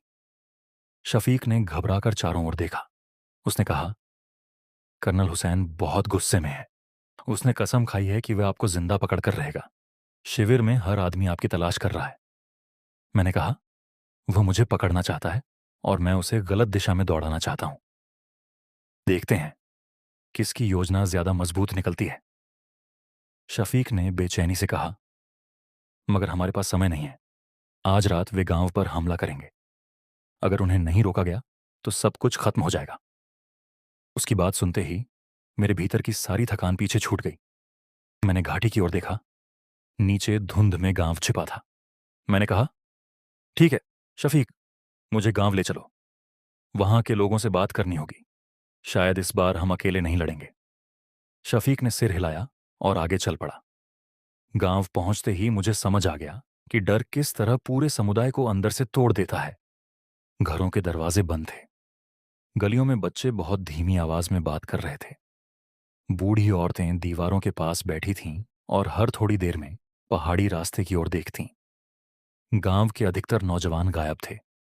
कुछ बागियों के कब्जे में थे, बाकी अपने घरों या जंगलों में छिपे हुए थे। मैंने शफीक से कहा कि गांव के बुजुर्गों को एक जगह इकट्ठा करें। थोड़ी देर में कई बूढ़े आदमी और कुछ महिलाएं मेरे सामने बैठ गए। उनके चेहरों पर अविश्वास था। वे मुझे बाहरी आदमी समझ रहे थे और यह स्वाभाविक था। मैंने सबकी ओर देखते हुए कहा, मैं बाहर से आया हूं। मैं आपके दुख को पूरी तरह नहीं जानता, मगर इतना जरूर देख सकता हूं कि डर ने आपके घरों को कैद खाना बना दिया है। एक बुजुर्ग ने कड़वे स्वर में कहा, साहब, बात करना आसान है। हमारे पास हथियार नहीं है। उनके पास बंदूकें और गोलियां हैं। हम उनका सामना कैसे करेंगे? मैंने कहा, बंदूक हर लड़ाई नहीं जीतती। पहाड़ों में रास्ता, पत्थर और अंधेरा भी हथियार बन सकते हैं। जरूरत केवल सही समय और हिम्मत की होती है। एक महिला ने पूछा, अगर वे हमारे घरों तक पहुंच गए तो? मैंने उत्तर दिया, तो उन्हें हर कदम पर लगेगा कि गांव उनके खिलाफ खड़ा है। हम उन्हें खुला रास्ता नहीं देंगे। हम उन्हें भ्रम में डालेंगे। उनकी संख्या चाहे जितनी हो, वे एक साथ हर जगह नहीं पहुंच सकते। मैंने गांव वालों को पहाड़ी रास्तों का नक्शा समझाया। कुछ स्थानों पर चट्टानों के नीचे की मिट्टी डीली थी। वहां हल्का दबाव पड़ते ही पत्थर नीचे गिर सकते थे। मैंने बताया कि सूखी लकड़ियों से अलग अलग जगहों पर धुआं उठाया जा सकता है। इससे बागियों को लगेगा कि गांव कई दिशाओं से घिरा है। कुछ लोग दूसरी ओर से आवाजें निकालेंगे ताकि उन्हें अपनी असली संख्या का अंदाजा न हो। गांव वाले शुरू में चुप रहे। उनके चेहरों पर संदेह था। इतने वर्षों के डर ने उन्हें विश्वास करना भुला दिया था। फिर एक बुजुर्ग महिला उठी। उसने आंगन में रखी सूखी लकड़ियों का गट्ठर उठाया और बोली, अगर हम चुप बैठे रहे तो वे वैसे भी हमें नहीं छोड़ेंगे। कम से कम कोशिश तो करनी चाहिए। उसकी आवाज कमजोर थी, मगर शब्दों में दृढ़ता थी। धीरे धीरे बाकी लोग भी उठने लगे। औरतों ने सूखी लकड़ियां और पुराने कपड़े जमा किए। बच्चों ने छोटे पत्थर इकट्ठे किए। छिपे हुए नौजवानों को संदेश भेजा गया। कुछ लोग पुराने औजार लेकर लौटे। मैंने अपनी शीशियां और छोटे उपकरण बाहर निकाले। गांव के एक खाली घर में उन्हें सावधानी से व्यवस्थित किया। धुआं पैदा करने वाला तरल, आंखों को जलाने वाला चूर्ण और चिकनी सतह बनाने वाला घोल सब तैयार रखे। दिन भर गांव में तैयारी चलती रही। कोई आवाज ऊंची नहीं करता था। हर व्यक्ति अपने काम को ऐसे कर रहा था जैसे साधारण दिन हो, मगर हर चेहरे पर आने वाली रात की छाया थी। शफीक मेरे साथ रास्तों की जांच करता रहा। वह बताता कि किस मोड़ पर बागी घोड़ों से उतरेंगे, कौन सी चट्टान के पीछे छिपने की जगह है, कौन सा रास्ता गांव के पीछे वाले जंगल तक जाता है। सूरज ढलने लगा। आसमान फिर बादलों से भर गया। पश्चिम की ओर लाल रोशनी धीरे धीरे बुझने लगी। दूर पहाड़ियों से ढोल जैसी आवाज सुनाई दी। एक बार, फिर दूसरी बार। गांव वाले एकदम शांत हो गए। बच्चों ने अपनी माताओं के कपड़े पकड़ लिए। कई बूढ़ों ने घबराकर मेरी ओर देखा। शफीक ने धीमे स्वर में कहा, वे निकल पड़े हैं। मैंने पहाड़ी रास्ते की ओर देखा। दूर अंधेरे में छोटी छोटी मशालें दिखाई देने लगी थीं। वे धीरे धीरे नीचे उतर रही थीं। कर्नल हुसैन अपने लोगों को गांव की ओर ला रहा था। मैंने गांव वालों की ओर मुड़कर कहा, डरिए मत। अब तक खेल उसके हाथ में था। आज रात पहली बार चाल हमारी होगी। मशालें करीब आती गईं। हवा में बागियों की आवाजें घुलने लगीं। उनके कदमों की धमक पहाड़ी रास्ते से उतर रही थी। बंदूकों की धातु रोशनी में चमक रही थी। गांव अंधेरे में शांत पड़ा था, मगर उस शांति के भीतर हर घर जाग रहा था। हर हाथ तैयार था। हर आंख रास्ते पर टिकी थी। कर्नल हुसैन को लग रहा था कि वह एक असहाय गांव पर हमला करने आ रहा है। उसे यह नहीं मालूम था कि इस रात गांव डरकर छिपने वाला नहीं था। इस रात पहाड़, जंगल और गांव के लोग सब उसके खिलाफ खड़े होने वाले थे। मैं सबसे आगे खड़ा था। मेरे भीतर की धड़कनें अब इतनी तेज हो चुकी थीं जैसे कोई अंधेरे में ढोल पीट रहा हो। पहाड़ी रास्ते के उस पार दिखाई देती मशालें धीरे धीरे हमारी ओर बढ़ रही थीं। हर मशाल के करीब आने के साथ गांव की बेचैनी बढ़ती जा रही थी। औरतें अपने बच्चों को झोपड़ियों के भीतर ले जा रही थीं। कुछ माताएं बच्चों के मुंह पर हाथ रखकर उन्हें रोने से रोक रही थीं। बुजुर्ग दीवारों के सहारे बैठे धीमे स्वर में दुआएं पढ़ रहे थे। गांव के बचे हुए नौजवान मेरी ओर देख रहे थे। उनके हाथों में लाठियां और पुराने औजार थे। हथियार साधारण थे, मगर आंखों में पहली बार हार के बजाय प्रतिरोध दिखाई दे रहा था। मैंने अपने भीतर उठती घबराहट को दबा दिया, चेहरे पर वही शरारती मुस्कान बनाए रखी। डर अगर चेहरे पर दिखाई दे जाए तो दुश्मन बिना गोली चलाए आधी जीत हासिल कर लेता है। मैं कर्नल हुसैन को यह अवसर देने वाला नहीं था। अब बागियों का दल साफ नजर आने लगा था। मशालों की लाल रोशनी उनके चेहरों पर पड़ रही थी। किसी के हाथ में बंदूक थी, किसी के कंधे पर गोलियों की पट्टी लटकी थी। कई चेहरों पर ऐसी कठोरता थी जैसे वे गांव नहीं, कोई शिकारगाह जीतने आ रहे हों। सबसे आगे कर्नल हुसैन चल रहा था। उसकी चाल में घमंड था। वह हर कदम ऐसे रख रहा था जैसे यह धरती पहले ही उसके नाम लिखी जा चुकी हो। उसकी आंखों में पूरा भरोसा था कि गांव वाले उसके सामने टिक नहीं पाएंगे। कर्नल हुसैन ने रुककर गांव की ओर देखा। फिर उसकी भारी आवाज रात के सन्नाटे को चीरती हुई गूंजी। उसने कहा, आज यह गांव हमारे सामने एक पल भी नहीं टिकेगा। जो आदमी सामने आए उसे खत्म कर दो, किसी पर दया मत करना। उसके पीछे खड़े बागियों ने हथियार ऊपर उठाए। कुछ ने डराने के लिए हवा में गोलियां चलाईं। गोलियों की आवाज घाटी में गूंज उठी। झोपड़ियों के भीतर छिपे बच्चों ने रोना शुरू कर दिया।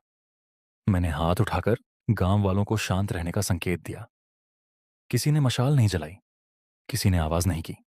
पूरी बस्ती बाहर से सुनसान लग रही थी। कर्नल हुसैन को लगा कि डर ने हमें जकड़ लिया है। वह नहीं जानता था कि खामोशी कभी कभी सबसे खतरनाक उत्तर होती है। बागियों का पहला दल गांव की सीमा के करीब पहुंचा। उनके कदमों से सूखी मिट्टी दब रही थी। मशालों की रोशनी अब पत्थरों तक पहुंच चुकी थी। मैंने पहाड़ी की ऊंचाई की ओर देखा। वहां पहले से डीले किए गए पत्थर अंधेरे में चुपचाप पड़े थे। एक हल्का धक्का उन्हें नीचे भेजने के लिए काफी था। मैंने उंगलियों से संकेत किया। ऊपर छिपे दो नौजवानों ने रस्सी खींची। भारी पत्थर पहले धीरे धीरे खिसका। फिर उसने गति पकड़ी और गर्जना करता हुआ ढलान से नीचे उतरने लगा। अगले ही पल पत्थर बागियों की पंक्ति में जा गिरा। भारी धमाका हुआ। धूल और छोटे पत्थरों का बादल हवा में फैल गया। कई बाकी जमीन पर गिर पड़े। कुछ की मशालें हाथ से छूट गईं। कोई घबराकर पीछे भागा और किसी दूसरे से टकरा कर गिर पड़ा। कुछ क्षण पहले जो दल अनुशासन में आगे बढ़ रहा था, वह अचानक बिखर गया। कर्नल हुसैन ने गुस्से में दहाड़ लगाई। उसने कहा, पीछे मत हटो, यह केवल गांव वालों की चाल है। संभलो और आगे बढ़ो। मगर उसके शब्दों में पहले जैसी दृढ़ता नहीं थी। उसने समझ लिया था कि गांव खाली नहीं है। कोई उनके आने का इंतजार कर रहा था। मैंने दूसरी तैयारी के लिए संकेत किया। गांव के बच्चों ने सूखी लकड़ियों के ढेर में आग लगा दी। आग तेज हुई तो औरतों ने उसमें गीली पत्तियां और हरी टहनियां डालनी शुरू कर दीं। कुछ ही पलों में घना धुआं उठने लगा। हवा उसी दिशा में बह रही थी जहां बागी खड़े थे। धुआं उनकी आंखों और चेहरे से टकराने लगा। बागी खांसते हुए पीछे हटने लगे। कई लोग अपनी आंखें मल रहे थे। कुछ ने बंदूकें ऊपर उठाकर अंदाजे से गोलियां चलाईं, मगर धुएं में उन्हें कुछ दिखाई नहीं दे रहा था। मैंने जेब से नीली शीशी निकाली और उसे जमीन पर बागियों के सामने फेंक दिया। शीशी टूटते ही नीला धुआं उठने लगा। वह धुआं आग के धुएं के साथ मिलकर और गाढ़ा हो गया। मशालों की रोशनी उसमें अजीब आकार बनाने लगी। अब बागियों को समझ नहीं आ रहा था कि हमला किस दिशा से हो रहा है। उन्हें कभी बाईं ओर से आवाज सुनाई देती, कभी दाईं ओर से पत्थर गिरते। अंधेरे और धुएं ने उनके बीच भ्रम पैदा कर दिया था। गांव वालों ने यह बदलाव महसूस किया। जो लोग कुछ देर पहले झोपड़ियों में दुबके थे, वे अब बाहर आने लगे। एक बुजुर्ग ने लाठी उठाई और सबसे पहले आगे बढ़ा। उसके पीछे कई नौजवान दौड़ पड़े। लाठियां बागियों की बंदूकों से टकराईं। पत्थर हवा चीरते हुए उनकी ओर जाने लगे। औरतों ने झोपड़ियों की छतों से गर्म पानी से भरे बर्तन नीचे उड़ेल दिए। बच्चे अलग अलग दिशाओं में शोर मचा रहे थे। कोई खाली डिब्बे पीट रहा था, कोई पहाड़ी के पीछे से चीख कर दूसरी दिशा में भाग जाता। बागियों को लग रहा था कि गांव में लोगों की संख्या उनकी उम्मीद से कई गुना अधिक है। मैंने भी पीछे हटना स्वीकार नहीं किया। एक बागी ने धुएं के बीच से मुझे देख लिया। उसने बंदूक मेरी ओर तान दी। उसकी उंगली घोड़े पर जाने ही वाली थी कि मैं बिजली की तेजी से उसकी ओर झपटा। मैंने बंदूक की नली एक ओर मोड़ी। गोली जमीन में जा धंसी। अगले ही पल मैंने उसके हाथ पर प्रहार किया और बंदूक छीन ली। वह संभलने की कोशिश कर रहा था, मगर मैंने उसके पेट में जोरदार ठोकर मारी। वह पीछे गिरा और उसके मुंह से कराह निकल गई। तभी दूसरा बाकी मेरी पीठ के पीछे आ गया। उसकी परछाई जमीन पर पड़ी तो मुझे खतरे का अंदाजा हो गया। मैंने बिना पीछे देखे शरीर को एक ओर झुकाया। उसके हाथ का वार खाली गया। मैंने जेब से छोटा विस्फोटक उपकरण निकाला, सुरक्षा पिन हटाई और उसे उसके पैरों के पास झाड़ियों में फेंक दिया। धमाका होते ही मिट्टी, धुआं और सूखी टहनियां हवा में उछल गईं। बागियों की पंक्ति में फिर भगदड़ मच गई। अब स्थिति पूरी तरह बदल चुकी थी। जो लोग गांव को कुचलने का सपना लेकर आए थे, वही पीछे हटने का रास्ता खोज रहे थे। उनके चेहरों पर घबराहट साफ दिखाई दे रही थी। मगर कर्नल हुसैन अब भी मैदान में खड़ा था। वह अपने आसपास भागते लोगों को देखकर और अधिक उग्र हो गया। उसने बंदूक उठाई और गरज कर बोला, भागने वाले कायर हैं, कोई पीछे नहीं हटेगा। इन लोगों को जला दो और रास्ता साफ करो। फिर कर्नल हुसैन ने अपनी भारी मशीन बंदूक संभाली। अगले ही क्षण गोलियों की लंबी बौछार शुरू हो गई। चट्टानों से गोलियां टकराईं, मिट्टी उछली, लकड़ी की दीवारों में छेद होने लगे। आवाज इतनी भयंकर थी कि ऐसा लगता था जैसे एक साथ सैकड़ों बंदूकें गरज रही हों। गांव वाले डरकर पीछे हटे। कुछ लोग जमीन पर लेट गए। औरतों ने बच्चों को अपनी देह से ढक लिया। मैंने कर्नल हुसैन को देखा। अगर उसे तुरंत नहीं रोका जाता तो हमारी सारी तैयारी बिखर जाती। मैंने गहरी सांस ली और उसकी दिशा में आगे बढ़ा। कर्नल हुसैन ने मुझे धुएं के बीच देखा। उसके चेहरे पर धीमी और ठंडी मुस्कान फैल गई। उसने कहा, आखिर तुम सामने आ ही गए। क्या तुम्हें लगता है कि अपनी मजाकिया बातों से तुम मुझे रोक लोगे? मैंने एक चट्टान के पीछे रुककर कहा, किसी को रोकने के लिए हमेशा बड़ी बंदूक की जरूरत नहीं होती। सही समय पर लगाया गया दिमाग काफी होता है। बंदूक तो अक्सर वहीं उठाते हैं जिन्हें अपने फैसलों पर भरोसा नहीं होता। कर्नल हुसैन की आंखों में खून उतर आया। उसने मशीन बंदूक मेरी ओर घुमा दी। गोलियों की एक और बौछार मेरी दिशा में आई। मैं तुरंत चट्टान की ओट में झुक गया। पत्थर के टुकड़े मेरे कंधे से टकराए। धूल ने कुछ पल के लिए मेरी आंखें ढक दी। कर्नल हुसैन को लगा कि उसने मुझे रोक दिया है। मैंने जेब से दूसरा विस्फोटक उपकरण निकाला, उसकी पकड़ मजबूत की और सही क्षण का इंतजार किया। जैसे ही कर्नल हुसैन ने बंदूक नीचे की, मैंने उपकरण उसकी ओर फेंक दिया। धमाका उसके पैरों के पास हुआ। कर्नल हुसैन पीछे की ओर उछला। उसकी मशीन बंदूक हाथ से छूटकर जमीन पर जा गिरी। धुएं और धूल के बीच वह कुछ पल तक उठ नहीं सका। गांव वालों ने यह दृश्य देखा तो उनके भीतर बचा हुआ डर भी टूट गया। कई नौजवान एक साथ आगे बढ़े। उन्होंने बागियों पर धावा बोल दिया। कुछ बागी पहाड़ी रास्ते की ओर भागे, कुछ ने बंदूकें नीचे रख दीं। कई लोग घुटनों के बल बैठकर हाथ ऊपर करने लगे। कर्नल हुसैन जमीन पर पड़ा सांस ले रहा था। उसके चेहरे से घमंड गायब हो चुका था।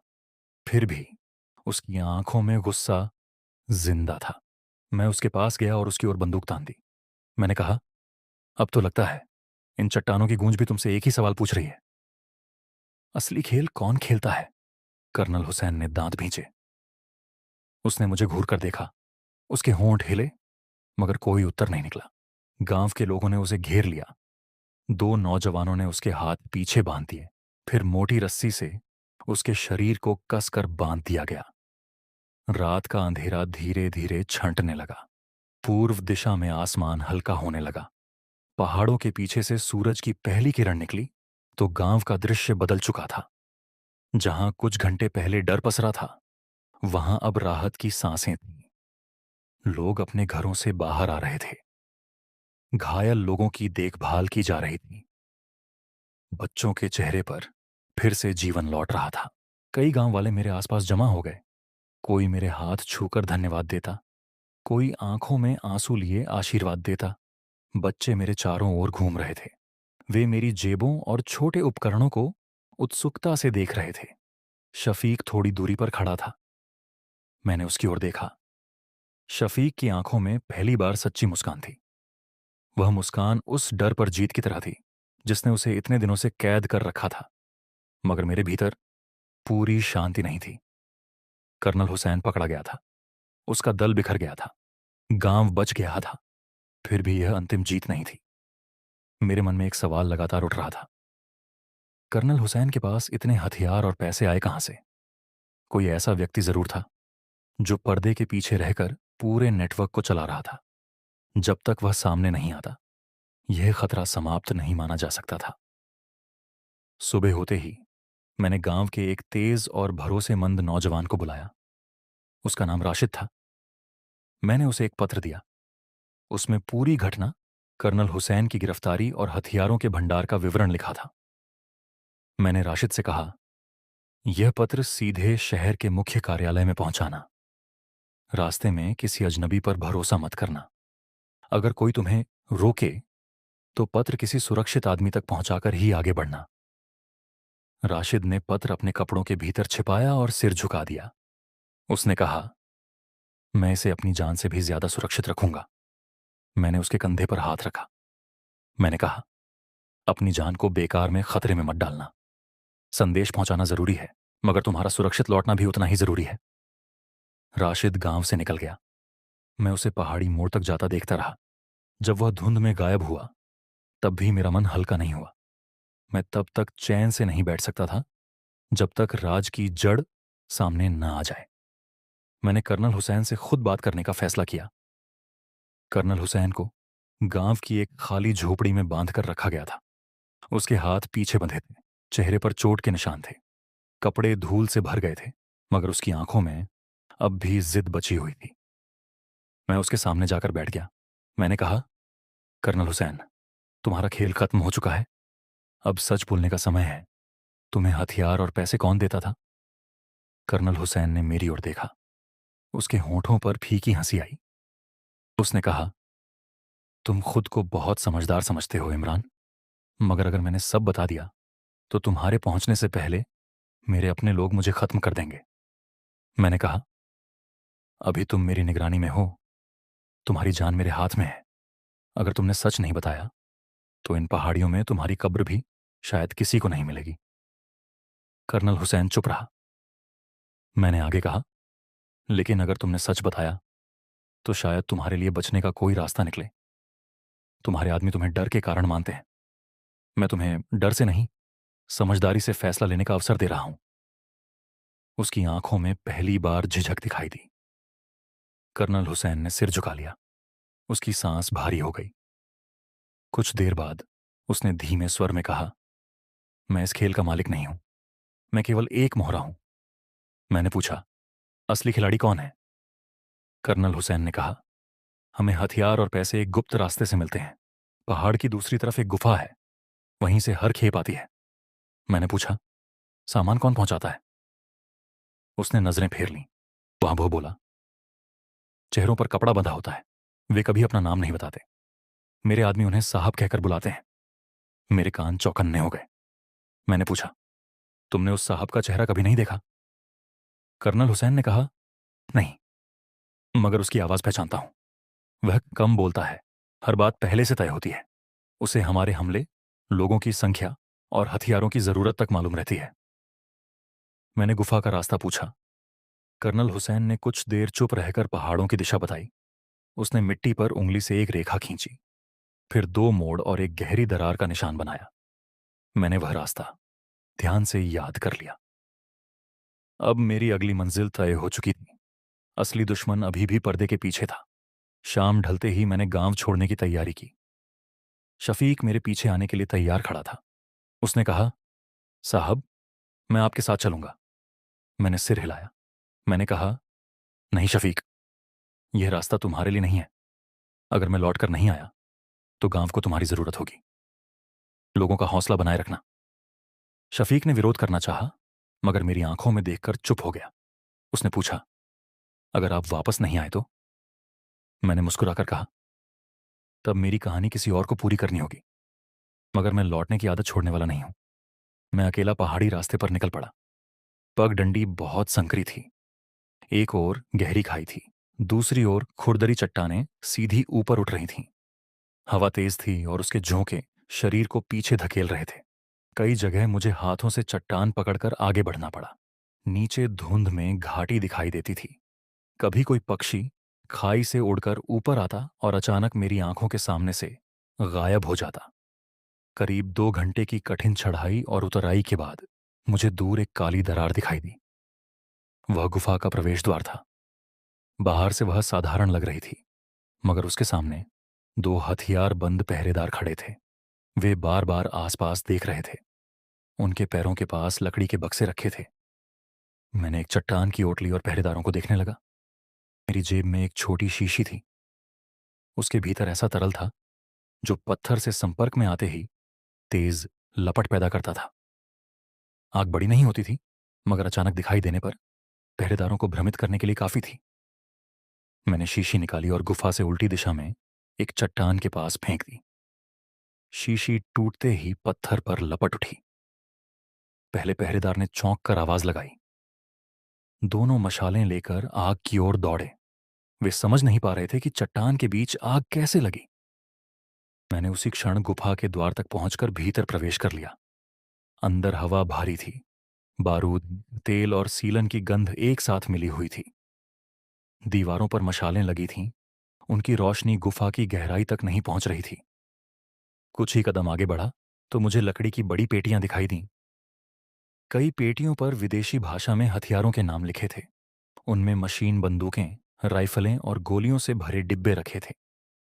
एक कोने में तारों और धातु के पुर्जों से बना संदेश यंत्र रखा था। उसके पास कागजों का ढेर था। मैंने समझ लिया कि यह लोग केवल हथियार जमा नहीं कर रहे थे। उनका बाहर की दुनिया से सीधा संपर्क था। मैं सावधानी से आगे बढ़ा और एक बड़ी पेटी के पीछे छिप गया। तभी गुफा के अंधेरे से आवाज आई। उसने कहा, तो आखिर तुम यहां तक पहुंच ही गए इमरान। मैंने सांस रोक ली। आवाज ठंडी थी। उसमें आश्चर्य नहीं, जैसे पहले से तय परिणाम का संतोष था। अंधेरे से एक लंबा चौड़ा आदमी बाहर आया। उसका चेहरा कपड़े से ढका था। केवल आंखें दिखाई दे रही थीं। उन आंखों में ऐसी स्थिरता थी जो किसी खतरनाक आदमी में ही होती है। उसने कहा, मुझे पता था कि तुम कर्नल हुसैन तक पहुंचोगे। मुझे यह भी मालूम था कि तुम इस गुफा को खोज लोगे, मगर अफसोस, तुम यहां से वापस नहीं जा सकोगे। मैंने पेटी के पीछे से बाहर कदम रखा। मैंने कहा, वाह, क्या मेहमान नवाजी है। हर जगह लोग मेरा स्वागत इसी तरह करते हैं। फर्क इतना है कि मैं हर बार ऐसी जगह से लौट आता हूं जहां लोग मेरी वापसी असंभव मान चुके होते हैं। नकाबपोश आदमी ने हाथ उठाया। अगले ही पल गुफा के अलग अलग हिस्सों से कई हथियारबंद लोग बाहर निकल आए। किसी के हाथ में राइफल थी, किसी ने मेरी ओर बंदूक तान रखी थी। कुछ लोग मेरे पीछे जाकर खड़े हो गए। अब मैं चारों ओर से घिर चुका था। नकाबपोश आदमी ने कहा, तुम्हारा मजाक अब तुम्हें नहीं बचाएगा। मैंने उसकी आंखों में देखते हुए कहा, मजाक तो अभी शुरू हुआ है। असली परेशानी तब होगी जब तुम्हें लगेगा कि तुमने मुझे घेर लिया है।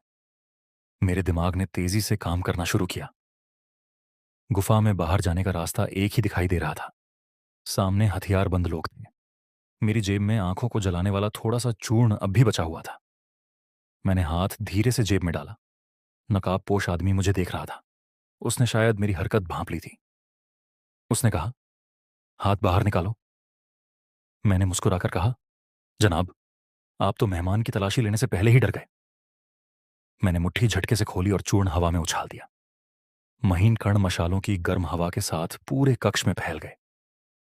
कुछ ही पलों में हथियारबंद लोगों की आंखों में जलन शुरू हो गई। चीखें गुफा में गूंज उठीं। किसी ने बंदूक चलाई। गोली दीवार से टकराई। दूसरे ने अंधेरे में गोली चलाई तो तीसरा आदमी चीखकर नीचे गिर पड़ा। मैं उसी अफरा तफरी में एक और लुढ़क गया और बड़ी चट्टान की ओट में छिप गया। गुफा के भीतर धुआं, बारूद और जलती आंखों की चीखें मिलकर भयानक वातावरण बना रहे थे। गोलियां चट्टानों से टकराकर कई दिशाओं से लौट रही थीं, मगर यही भ्रम मेरा अवसर था। मैंने झुककर गुफा की गहराई की ओर बढ़ना शुरू किया। हर कदम संभल कर रखना पड़ रहा था। मेरी अपनी सांस भी मुझे बहुत तेज सुनाई दे रही थी। थोड़ी दूर जाकर मुझे एक संकरी सुरंग दिखाई दी। सुरंग की छत नीची थी और दीवारों पर नमी चमक रही थी। वहां से ठंडी हवा भीतर आ रही थी। मैं सुरंग में घुस गया। छत से पानी की बूंदें गिर रही थीं। हर बूंद पत्थर से टकराकर स्पष्ट आवाज पैदा करती। ऐसा लगता था जैसे कोई अंधेरे में मेरी चाल गिन रहा हो। मैं धीरे धीरे आगे बढ़ता रहा। पीछे से लोगों की आवाजें कभी सुनाई देती, कभी गुफा की घुमावदार दीवारों में खो जाती। कुछ दूर जाकर सुरंग चौड़ी होने लगी। फिर अचानक वह एक बड़े कक्ष में खुल गई। कक्ष में मशालों के साथ कुछ विद्युत दीपक भी जल रहे थे। बीच में लकड़ी की मेज रखी थी। मेज पर कई नक्शे, संदेश और मुहर लगे कागज फैले थे। दीवारों के साथ लकड़ी की पेटियां करीने से रखी थीं। कुछ खुली थीं और उनमें हथियार दिखाई दे रहे थे। कुछ पेटियों पर शहरों और गांवों के नाम लिखे थे। मेज के पीछे वही नकाबपोश आदमी बैठा था। वह मेरी आहट पहले ही सुन चुका था। उसने धीमे स्वर में कहा, आखिर तुम यहां भी पहुंच गए, इमरान।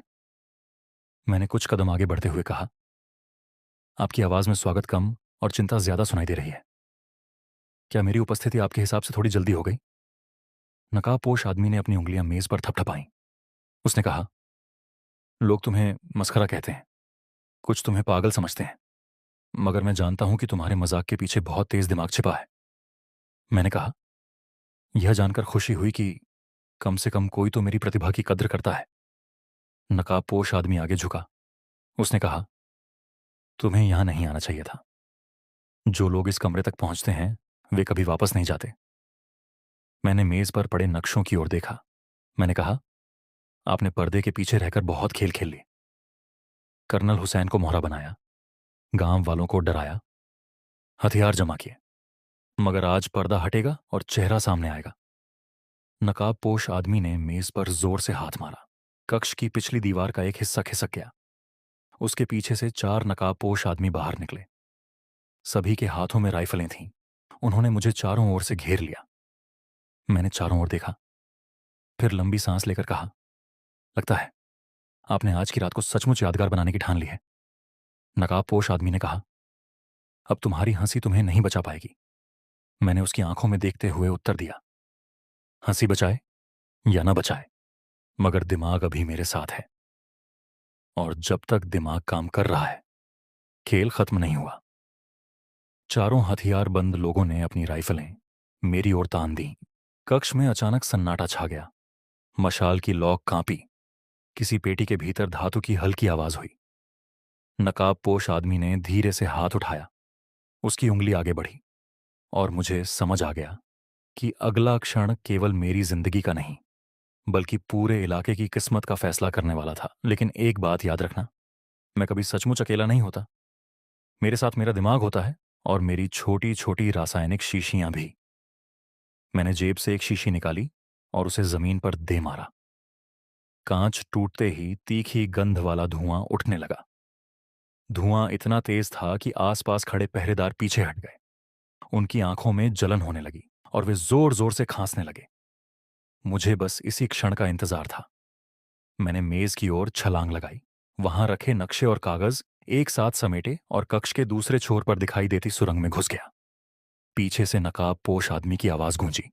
उसने चिल्लाकर कहा, इसे पकड़ो। जिंदा मिले या मुर्दा, ये गुफा से बाहर नहीं जाना चाहिए। अगले ही पल गोलियों की बौछार शुरू हो गई। गोलियां मेरे सिर के ऊपर से गुजरती हुई चट्टानों में ढंस रही थीं। पत्थरों के छोटे टुकड़े टूटकर मेरे कंधों और चेहरे पर गिर रहे थे। मैं झुककर दौड़ रहा था। कभी किसी चट्टान के पीछे छिपता, कभी घुटनों के बल रेंगता और कभी दीवार से चिपककर आगे बढ़ता। सुरंग इतनी अंधेरी थी कि मेरे हाथों को रास्ता टटोलना पड़ रहा था। पीछे से आती आवाजें लगातार करीब आ रही थीं। अचानक सुरंग 2 दिशाओं में बंट गई। बाईं ओर से बारूद और मशालों की गंध आ रही थी। दाईं ओर से ठंडी हवा का झोंका मेरे चेहरे से टकराया। मैंने एक पल भी नहीं गंवाया। बाहर जाने का रास्ता दाईं ओर ही था। मैं पूरी ताकत से उस दिशा में दौड़ा। कुछ देर बाद सुरंग चौड़ी हुई और सामने हल्की चांदनी दिखाई दी। अगले ही पल मैं गुफा से बाहर निकल आया। खुली हवा मेरे फेफड़ों में भर गई, मगर सांस अब भी भारी थी। शरीर थक चुका था और कपड़ों पर धूल जम गई थी। मैंने पीछे मुड़कर देखा। गुफा के बाहर कुछ पहरेदार आ चुके थे। उनकी मशालें अंधेरे में हिल रही थीं। वे मुझे देख चुके थे और मेरी ओर दौड़ने लगे। मुझे तुरंत कोई तेज रास्ता खोजना था। गुफा के पास चट्टान का किनारा था। वहां से एक पतला झरना नीचे गिर रहा था। पानी चांदनी में चांदी की रेखा जैसा दिखाई दे रहा था। नीचे गहरी धारा बह रही थी। मैंने एक पल में स्थिति को समझा। जमीन का रास्ता मुझे फिर पहरेदारों के बीच ले जाता। झरने में छलांग लगाना खतरनाक था, मगर शायद यही मेरा एकमात्र रास्ता था। मैंने पीछे से आती आवाज सुनी। एक पहरेदार चिल्ला रहा था, वह उधर है, उसे भागने मत देना। मैंने गहरी सांस ली और झरने में छलांग लगा दी। बर्फ जैसा ठंडा पानी मेरे पूरे शरीर से टकराया। कुछ क्षण के लिए सांस रुक गई। पानी मुझे नीचे खींचता हुआ तेज धारा में ले गया। ऊपर से गिरता झरना मेरे कानों में भयंकर गर्जना पैदा कर रहा था। मैंने हाथ पैर चलाने की कोशिश की। पानी का बहाव मुझे चट्टानों से दूर ले जा रहा था। कुछ देर बाद धारा शांत हुई और मैं किनारे की ओर तैरने लगा। जब मैं नदी के किनारे पहुंचा तो शरीर की सारी ताकत जैसे खत्म हो चुकी थी। मैं कुछ देर तक गीली मिट्टी पर पड़ा रहा। ठंड से दांत बज रहे थे, मगर एक हाथ अब भी नक्शों को कसकर पकड़े हुए था। मैंने कांपते हाथों से कागज खोले। वे भीग चुके थे, लेकिन पूरी तरह खराब नहीं हुए थे। मैंने उन्हें चट्टान पर फैलाकर चांदनी में देखा। नक्शे में पहाड़ों की लंबी श्रृंखला बनी थी। कई जगह लाल निशान लगाए गए थे। कुछ निशानों के पास छोटे संकेत बने थे। ये हथियार और धन पहुंचाने के रास्ते थे। हर लाल निशान किसी गुप्त आपूर्ति केंद्र का संकेत दे रहा था, मगर एक निशान बाकी सभी से अलग था। वह पहाड़ की सबसे ऊंची चोटी के पास बना था। उसके चारों ओर कई रास्ते और गुप्त सुरंगें अंकित थीं। मेरा ध्यान उसी स्थान पर टिक गया। मैंने मन ही मन कहा, असली अड्डा यही है। अब मुझे समझ आ गया था कि कर्नल हुसैन केवल इस जाल की एक कड़ी था। उसके पीछे कोई ऐसा व्यक्ति था जो पूरे इलाके में हथियार भेज रहा था। अगर उस मुख्य अड्डे को नष्ट नहीं किया गया तो यह नेटवर्क फिर खड़ा हो जाता। पहले मुझे यह सूचना निदेशक तक पहुंचानी थी, मगर उससे पहले उस स्थान की पुष्टि जरूरी थी। गलत सूचना पर बड़ी टीम भेजना पूरे अभियान को खतरे में डाल सकता था। मैंने नक्शे सावधानी से मोड़े और उन्हें कपड़े के भीतर छिपा लिया। सुबह होते ही मैं गांव की ओर लौट पड़ा। रास्ता कठिन था। शरीर भीगा हुआ था। कंधे पर चोट लगी थी और पैरों में कई जगह खरोंचें थीं। आंखों में पूरी रात की थकान थी। फिर भी मैं चलता रहा।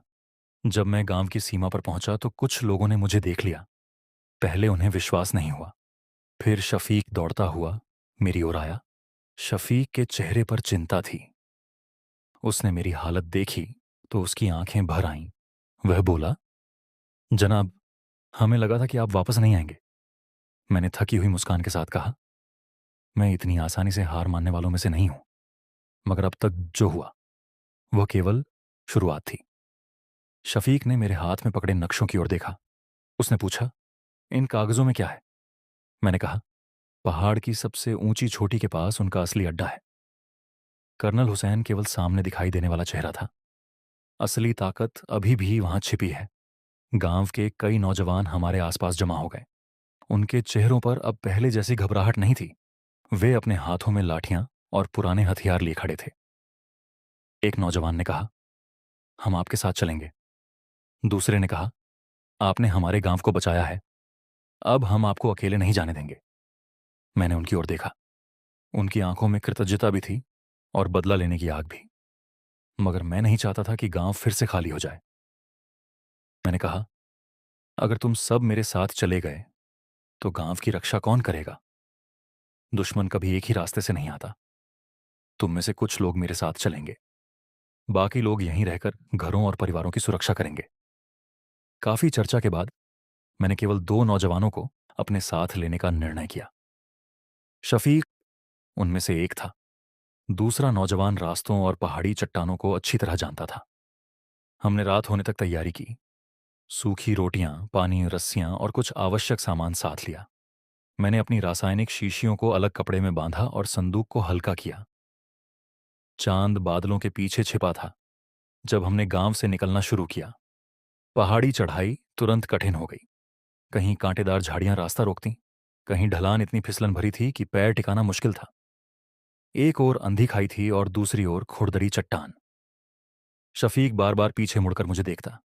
कुछ दूर चलने के बाद उसने धीमी आवाज में पूछा, जनाब, आपको डर नहीं लगता? मैंने बिना रुके कहा, डर को मैं हर सुबह नाश्ते में खा जाता हूं, इसलिए वह दिन भर मुझे परेशान नहीं करता। दोनों नौजवानों के चेहरों पर हल्की मुस्कान आ गई। मैंने आगे कहा, असली आनंद वहीं है जहां बाकी लोग मौत को निश्चित मान लेते हैं। ऐसे स्थान पर आदमी सबसे ज्यादा जीवित महसूस करता है। रास्ता ऊपर उठता गया, हवा पतली और ठंडी होने लगी। नीचे गांव की रोशनियां धीरे धीरे छोटी होती गईं। कुछ देर बाद वे तारों जैसी दिखाई देने लगीं और फिर धुंध में गायब हो गईं। मेरे मन में केवल वही नकाबपोश आदमी घूम रहा था। वह कौन था? वह इतने हथियार कहां से ला रहा था? उसके पास इतना पैसा और प्रभाव कैसे आया? और उसके पीछे कौन सी ताकत काम कर रही थी? मुझे विश्वास था कि अगली मुलाकात में इन सवालों के उत्तर मिलेंगे। पहाड़ की ऊंचाई बढ़ती गई, हमारी सांसें भारी हो रही थीं। हर कुछ देर बाद हमें रुकना पड़ता। हम सूखी रोटी का छोटा टुकड़ा खाते और पानी की कुछ बूंदें पीते। चारों ओर केवल चट्टानों का संसार था। दूर से आती हवा सीटी जैसी आवाज करती। ऊपर देखने पर लगता जैसे आसमान हाथ बढ़ाने पर मिल जाएगा। नीचे झांकते ही गहरी खाई दिखाई देती, जिसमें गिरना सीधी मौत था। हमने 2 दिन लगातार चढ़ाई की। दिन में धूप चट्टानों को गर्म कर देती, रात में वही पत्थर बर्फ जैसे ठंडे हो जाते। कई बार हमें किसी चट्टान की ओट में रात बितानी पड़ी। तीसरे दिन शाम के समय दूर एक हल्की चमक दिखाई दी। पहले मुझे लगा शायद किसी यात्री की मशाल होगी, मगर चमक एक ही जगह स्थिर थी। फिर उसके आसपास दूसरी छोटी रोशनियां दिखाई दीं। मैंने धीमे स्वर में कहा, मंजिल अब दूर नहीं है। हम सावधानी से उस दिशा में बढ़े। थोड़ी देर बाद पहाड़ की चोटी पर बना एक पुराना किला दिखाई दिया। किले की दीवारें काली और ऊंची थीं। कई जगह पत्थर टूटे हुए थे, मगर उसकी बनावट अब भी मजबूत थी। मुख्य दरवाजे के दोनों ओर पहरेदार मशालें लेकर खड़े थे। मशालों की रोशनी में पूरा बाहरी क्षेत्र दिखाई दे रहा था। दीवारों के ऊपर भी पहरा था। किसी भी सीधे रास्ते से भीतर घुसना लगभग असंभव था। मैंने दोनों साथियों को नीचे झुकने का संकेत किया। मैंने फुसफुसाकर कहा, अब से हर कदम सोचकर रखना। यहां छोटी सी गलती भी हमें खाई में पहुंचा सकती है। हमने काफी देर तक किले का निरीक्षण किया। मुख्य द्वार पर पहरा बहुत मजबूत था। बाईं ओर की दीवार लगभग पूरी थी, मगर पीछे की तरफ पत्थरों का एक हिस्सा टूट चुका था। वहां एक संकरी पगडंडी नीचे से ऊपर की ओर जा रही थी। मैंने कहा, रास्ता वहीं है। रात गहराने तक हम चट्टान की ओट में छिपे रहे। जब बादल चांद को ढकने लगे और पहरेदारों की आवाजें धीमी पड़ गईं, तब हम टूटे हुए हिस्से की ओर बढ़े। पगडंडी इतनी संकरी थी कि एक समय में केवल एक आदमी चल सकता था। नीचे गहरी खाई थी। ऊपर से छोटे पत्थर ढलकर नीचे गिर रहे थे। शफीक का पैर एक बार फिसला। मैंने तुरंत उसका हाथ पकड़ लिया। मैंने कहा, नीचे मत देखो, केवल मेरे कदमों के निशान देखो। हम धीरे धीरे आगे बढ़ते रहे। अंततः टूटी हुई दीवार तक पहुंच गए। मैंने रस्सी निकाली और ऊपर फेंकी। रस्सी पत्थर के उभरे हिस्से में अटक गई। पहले मैं ऊपर चढ़ा, फिर शफीक और दूसरा नौजवान मेरे पीछे आए। दीवार के भीतर पहुंचकर हम कुछ पल झुककर बैठे रहे। अंदर का दृश्य देखकर मैं ठिठक गया। यह कोई छोटा ठिकाना नहीं था। यह पूरा गुप्त मुख्यालय था। एक ओर हथियारों की पेटियां रखी थीं, दूसरी ओर संदेश भेजने वाले यंत्र और तारों का जाल फैला था। दीवारों पर नक्शे लगे थे। कई नकाबपोश लोग अलग अलग काम में व्यस्त थे। किले के बीचों बीच पत्थर का ऊंचा मंच बना था। उस मंच पर वही नकाबपोश साहब खड़ा था। उसकी आवाज पूरे आंगन में गूंज रही थी। वह कह रहा था, कर्नल हुसैन पकड़ा गया है तो क्या हुआ? वह केवल एक मोहरा था। असली ताकत अब भी हमारे हाथ में है। जल्द ही यह पूरा इलाका हमारे नियंत्रण में होगा। उसके आसपास खड़े लोग नारे लगा रहे थे। कुछ ने हथियार ऊपर उठाए। उनके चेहरों पर जीत का विश्वास था। मुझे तुरंत समझ आ गया कि यह केवल हथियारबंद गिरोह नहीं था। इसके पीछे एक बड़ी योजना थी। कोई बाहरी शक्ति इस इलाके को अस्थिर करना चाहती थी। मैंने अपने दोनों साथियों के कान के पास झुककर कहा, अब इनके खेल का पटाखा उड़ाने का समय है, मगर याद रखना, जरा सी लापरवाही हम सबको खत्म कर सकती है। हम पीछे की ओर बढ़े और एक छोटे कमरे में घुस गए। वहां कई पेटियां खुली पड़ी थीं। कुछ में बारूद था, कुछ में धातु के छोटे टुकड़े और तार रखे थे। मैंने सावधानी से थोड़ी मात्रा में बारूद और रासायनिक पदार्थ लगाए, फिर छोटे छोटे विस्फोटक उपकरण तैयार करने लगा। शफीक आश्चर्य से मुझे देख रहा था। उसने धीरे से पूछा, जनाब, ये सब आपने कब सीखा? मैंने मुस्कुराकर कहा, इसी वजह से लोग मुझे पागल कहते हैं, मगर कभी कभी पागलपन के भीतर सबसे उपयोगी हुनर छिपा होता है। हमने तय किया कि पहले उनका संदेश केंद्र नष्ट करना जरूरी है। अगर वे बाहर से मदद बुला लेते तो हमारी स्थिति कठिन हो जाती। हम फर्श से चिपक कर संचार कक्ष की ओर बढ़े। गलियारे में 2 पहरेदार बैठे थे। उनके सामने तारों और यंत्रों से भरी मेज थी। मैंने आंखों को जलाने वाली शीशी निकाली और उसे उनके पीछे फेंक दिया। शीशी टूटते ही धुआं उठा। दोनों पहरेदार कराहते हुए आंखें मलने लगे। शफीक और दूसरे नौजवान ने तुरंत आगे बढ़कर उनके हाथ पैर बांध दिए। मैंने यंत्रों के नीचे तैयार किया हुआ विस्फोटक रखा, उसके साथ आग लगाने वाली छोटी बत्ती लगाई और हम बाहर निकल आए। कुछ ही क्षण बाद संचार कक्ष में धमाका हुआ। दीवारें हिल गईं, धुआं गलियारे में भर गया, तार टूटकर जमीन पर गिरने लगे। किले के भीतर अफरा तफरी मच गई। लोग इधर उधर भागने लगे। कोई हथियार खोज रहा था, कोई चिल्लाकर पूछ रहा था कि हमला किस दिशा से हुआ। मैंने साथियों को संकेत किया और हम मंच की ओर बढ़े। नकाबपोश साहब अब भी मंच पर खड़ा था, मगर उसके चेहरे पर पहली बार गुस्सा साफ दिखाई दे रहा था। उसने मुझे देखते ही कहा, इमरान, मुझे मालूम था कि तुम यहां तक पहुंचोगे, मगर यह मत समझना कि तुम मुझे पकड़ लोगे। मैं मंच की ओर बढ़ते हुए बोला, आज तुम्हारा नकाब जरूर गिरेगा, फिर हर आदमी जान जाएगा कि तुमने किसके साथ गद्दारी की है। नकाबपोश ने हाथ उठाया। उसके लोग हमारी ओर मुड़े और गोलियां चलाने लगे। उसी समय हमारे लगाए विस्फोटक एक एक करके फटने लगे। पहले हथियारों की पेटियों के पास धमाका हुआ, फिर गलियारे में आग भड़क उठी। पत्थर की दीवारों से धूल झड़ने लगी। किले की छत से छोटे पत्थर नीचे गिरने लगे। नकाबपोश लोग चीखते हुए इधर उधर भागने लगे। मैंने अवसर देखकर मंच पर छलांग लगा दी। नकाबपोश साहब ने कमर से तलवार निकाली और मेरे चेहरे की ओर वार किया। मैं पीछे हट गया। तलवार मेरे कंधे के पास से निकल गई। उसने दूसरा वार किया। इस बार मैंने उसका हाथ पकड़ लिया। उसकी कलाई को मोड़कर शरीर का संतुलन बिगाड़ा। वह लड़खड़ाया। मैंने उसकी बांह पर जोर लगाया। नकाब का बंधन ढीला पड़ गया। एक झटके में कपड़ा उसके चेहरे से नीचे गिर गया। मैं उसे देखकर चौंक गया। यह वही आदमी था जिसे गांव वाले एक सम्मानित व्यापारी मानते थे, रईस हकीमुद्दीन। वही हकीमुद्दीन जो गांव में दवाइयां बांटता था, गरीबों का इलाज करता था, लोगों के बीच बैठकर दया और ईमानदारी की बातें करता था। मैंने ऊंची आवाज में कहा, तो यह है तुम्हारा असली चेहरा। बाहर से सेवा का कपड़ा और भीतर से अपने ही लोगों की पीठ में छुरा। हकीमुद्दीन ने मुझे जोर से धक्का दिया। मैं एक कदम पीछे हुआ।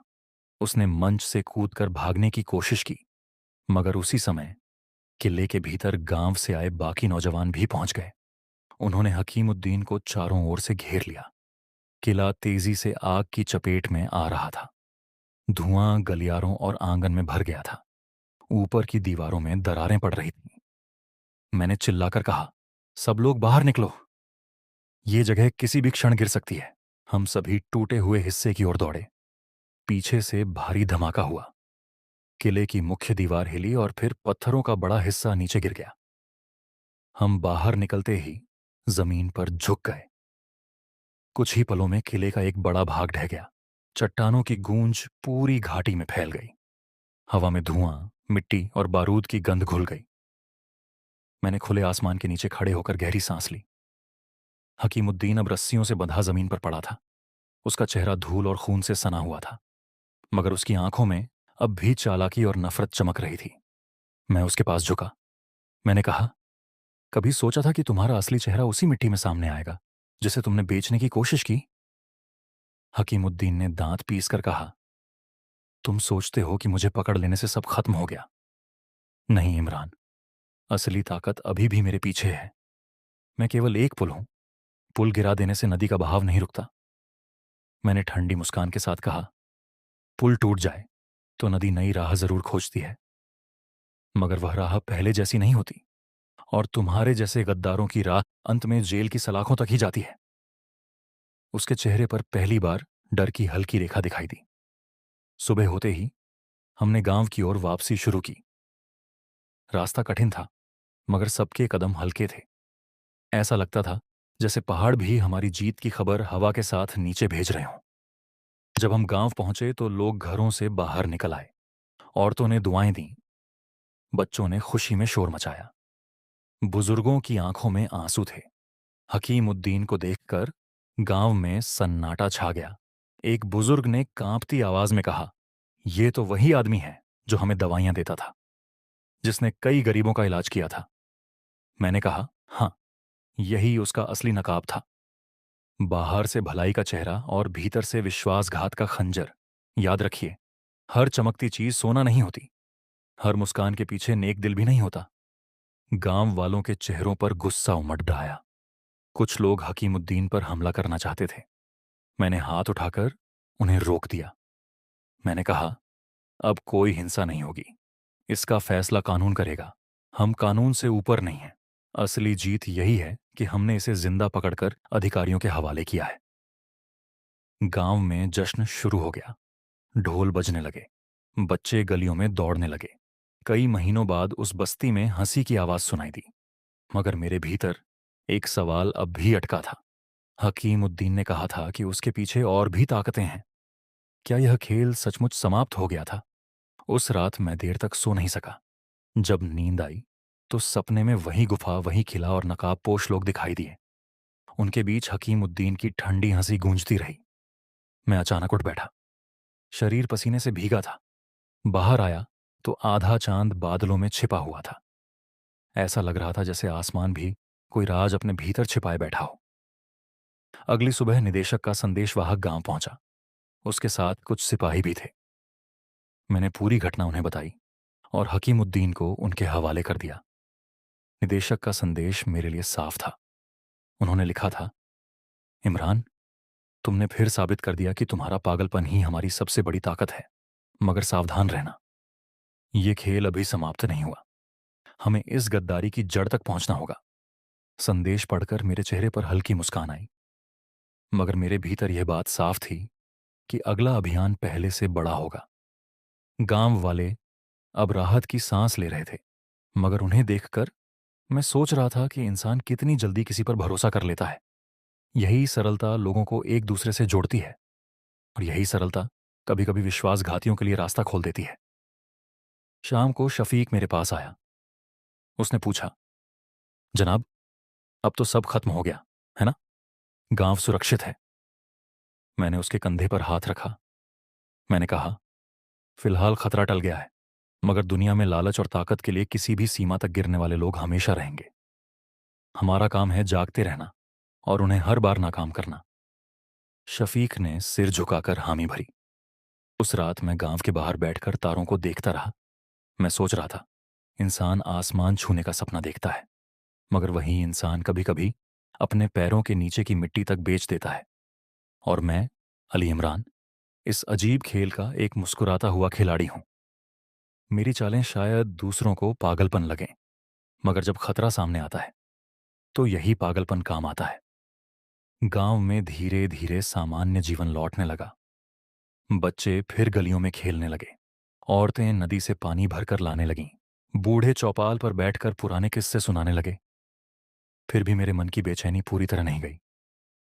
तीसरे दिन सुबह पहाड़ों की दूसरी ओर से गोलियों की आवाज सुनाई दी। गांव वाले घबराकर मेरी ओर देखने लगे। मैंने तुरंत शफीक को बुलाया। मैंने कहा, लगता है खेल अभी पूरी तरह खत्म नहीं हुआ। चलो देखते हैं वहां क्या हो रहा है। हम कुछ नौजवानों के साथ उस दिशा में निकल पड़े। रास्ता ढलानदार था। कई जगह चट्टानें पैरों के नीचे से खिसक रही थीं, मगर थोड़ी दूर जाकर हमें एक गहरी खाई के पास हथियारबंद लोगों का डेरा दिखाई दिया। वे भागे हुए लोग नहीं लग रहे थे। उन्होंने व्यवस्थित तरीके से तंबू लगाए थे। भारी हथियार चट्टानों के पास रखे थे। एक आदमी नक्शा फैलाए बैठा था, दूसरे के पास संदेश भेजने वाला यंत्र था। हम झाड़ियों के पीछे छिपकर सुनने लगे। एक आदमी ऊंची आवाज में कह रहा था, हकीमुद्दीन असफल हो गया है, मगर अभियान अभी बाकी है। अगले सप्ताह हथियार सीमा के पार पहुंचने चाहिए। मेरे भीतर का संदेह अब विश्वास में बदल गया। यह केवल गांव या इस इलाके की साजिश नहीं थी, इसके पीछे सीमा पार से चलने वाला एक बड़ा जाल था। मैंने नौजवानों को हाथ से संकेत किया और धीरे धीरे आगे बढ़ने लगा। तभी मेरे पैर के नीचे एक पत्थर खिसक गया। आवाज सुनते ही डेरा सतर्क हो गया। कई बंदूकें हमारी दिशा में उठीं, गोलियां चलने लगीं। चट्टानों से टकराकर उनसे चिंगारियां निकलीं। मैंने छलांग लगाकर एक बड़े पत्थर की ओट ली। शफीक और बाकी नौजवानों ने भी जवाबी पत्थर और गोलियां चलानी शुरू की। मैंने जेब से रासायनिक शीशी निकाली और उसे सामने की चट्टान पर फेंक दिया। शीशी टूटते ही घना धुआं फैल गया। हथियारबंद लोगों को कुछ दिखाई नहीं दे रहा था। वे घबराकर इधर उधर गोलियां चला रहे थे। मैंने इस अवसर का लाभ उठाया और उनके संदेश यंत्र तक पहुंच गया। मैंने उसे जमीन पर पटक कर तोड़ दिया। एक आदमी ने पीछे से मुझ पर हमला किया। मैंने उसका हाथ पकड़ा और पूरी ताकत से मोड़ दिया। वह दर्द से चीखता हुआ जमीन पर गिर गया। बाकी लोग धुएं में रास्ता खोजते हुए भागने लगे। हमने उनमें से दो को पकड़ लिया। उनके चेहरे से नकाब हटाया तो दोनों स्थानीय निकले। यह देखकर मेरे भीतर चिंता और गहरी हो गई। गद्दारी केवल बाहर से नहीं आ रही थी, कुछ लोग भीतर से भी इस जाल का हिस्सा बन चुके थे। हम बंदियों को लेकर गांव लौटे। अब गांव वालों के सामने पूरी तस्वीर साफ थी। हकीमुद्दीन इस नेटवर्क का मालिक नहीं था, वह केवल एक मोहरा था। असली ताकत सीमा पार से हथियार और पैसा भेज रही थी। स्थानीय लोगों को लालच, डर और झूठे वादों से अपने साथ जोड़ा जा रहा था। मैंने पूरी रिपोर्ट निदेशक को भेजी। कुछ समय बाद उत्तर आया। संदेश में लिखा था, इमरान, यह अभियान सफल रहा, मगर याद रखो, सीमा के उस पार चलने वाली साजिशें कभी पूरी तरह समाप्त नहीं होती। तुम्हें हर समय तैयार रहना होगा। मैंने संदेश पढ़ा और मुस्कुरा दिया। मेरे भीतर संतोष था कि फिलहाल गांव सुरक्षित था, मगर साथ ही एक अजीब खालीपन भी था। मुझे मालूम था कि यह खेल किसी और जगह से फिर शुरू हो सकता है। गांव वाले मेरे चारों ओर जमा हो गए। उन्होंने मुझे धन्यवाद देना चाहा। मैंने हाथ उठाकर उन्हें रोक दिया।